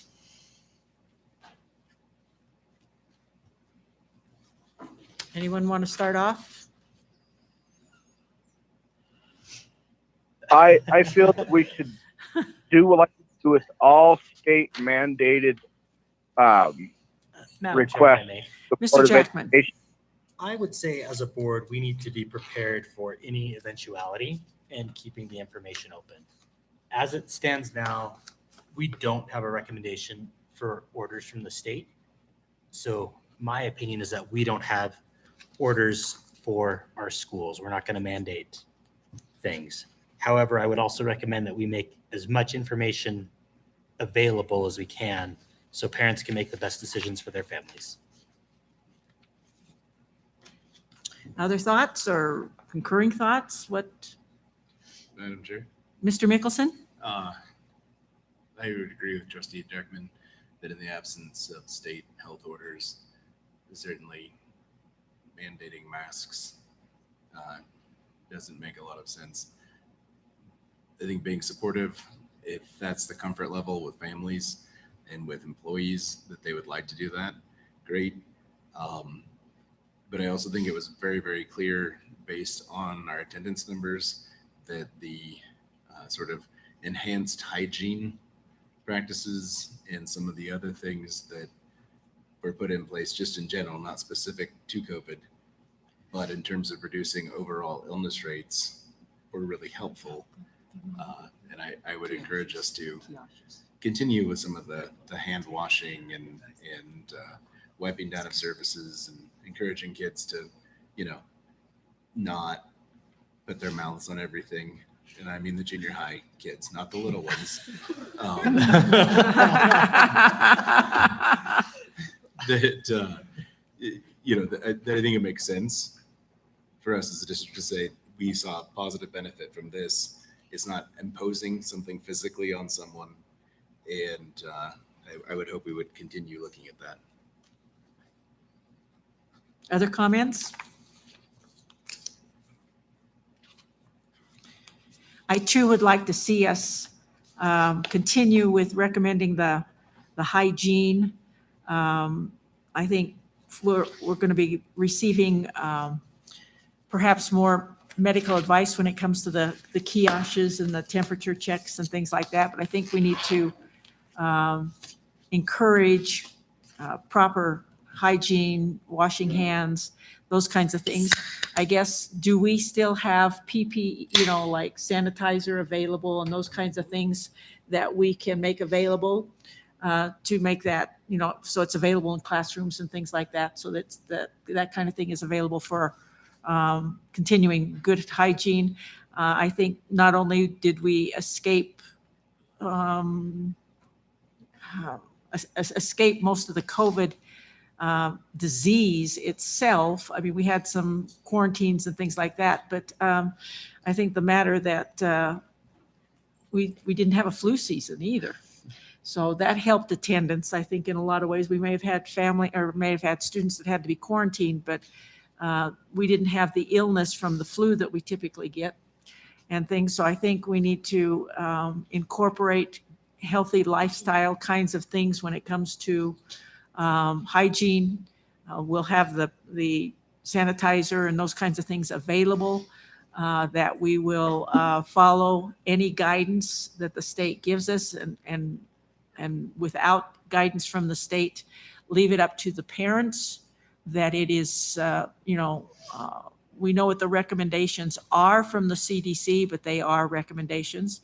We need to realize that circumstances could change, and that, of course, if circumstances do change, and there does come to be a point where there are more stringent guidelines or mandates, that we, of course, will have to follow those depending on where they come from. So I think at this point, students are certainly encouraged that if they want to wear masks, that's an option. We are not going to force masks, and that, but we do want to encourage good hygiene and keep our students as healthy as possible. I will tell you, my worst nightmare is to have a student get sick, and realizing that some of our youngest students, all of our elementary students for that matter, do not have even an option to be vaccinated yet. So hopefully parents and families will have that discussion and choose what's best for them. Any further comments? Madam Chair, Mr. Jackman? I do believe our dress code policy does not allow face coverings as it stands. So I would direct the superintendent that as long as the mask meets all other dress code policies, that students are allowed to wear a mask, and that part of the policy not be enforced. It's head coverings. It's head coverings. Okay. Head coverings. Head coverings, not face coverings. We didn't have to worry about those masked students then. No mask bandit. Okay, so any further comments? Okay, is there a motion to give Superintendent McGovern some direction? So moved. Madam Chair, I'll make the motion. Mr. Jackman? I move that Sweetwater County School District Number 1 schools follow health orders as directed by the state of Wyoming, and since there are none, we have none. That all information we have be available to parents so they can make the best decisions they can for their families, and that we can, if needed, the superintendent has the authority to make decisions based on the health of the students and further information.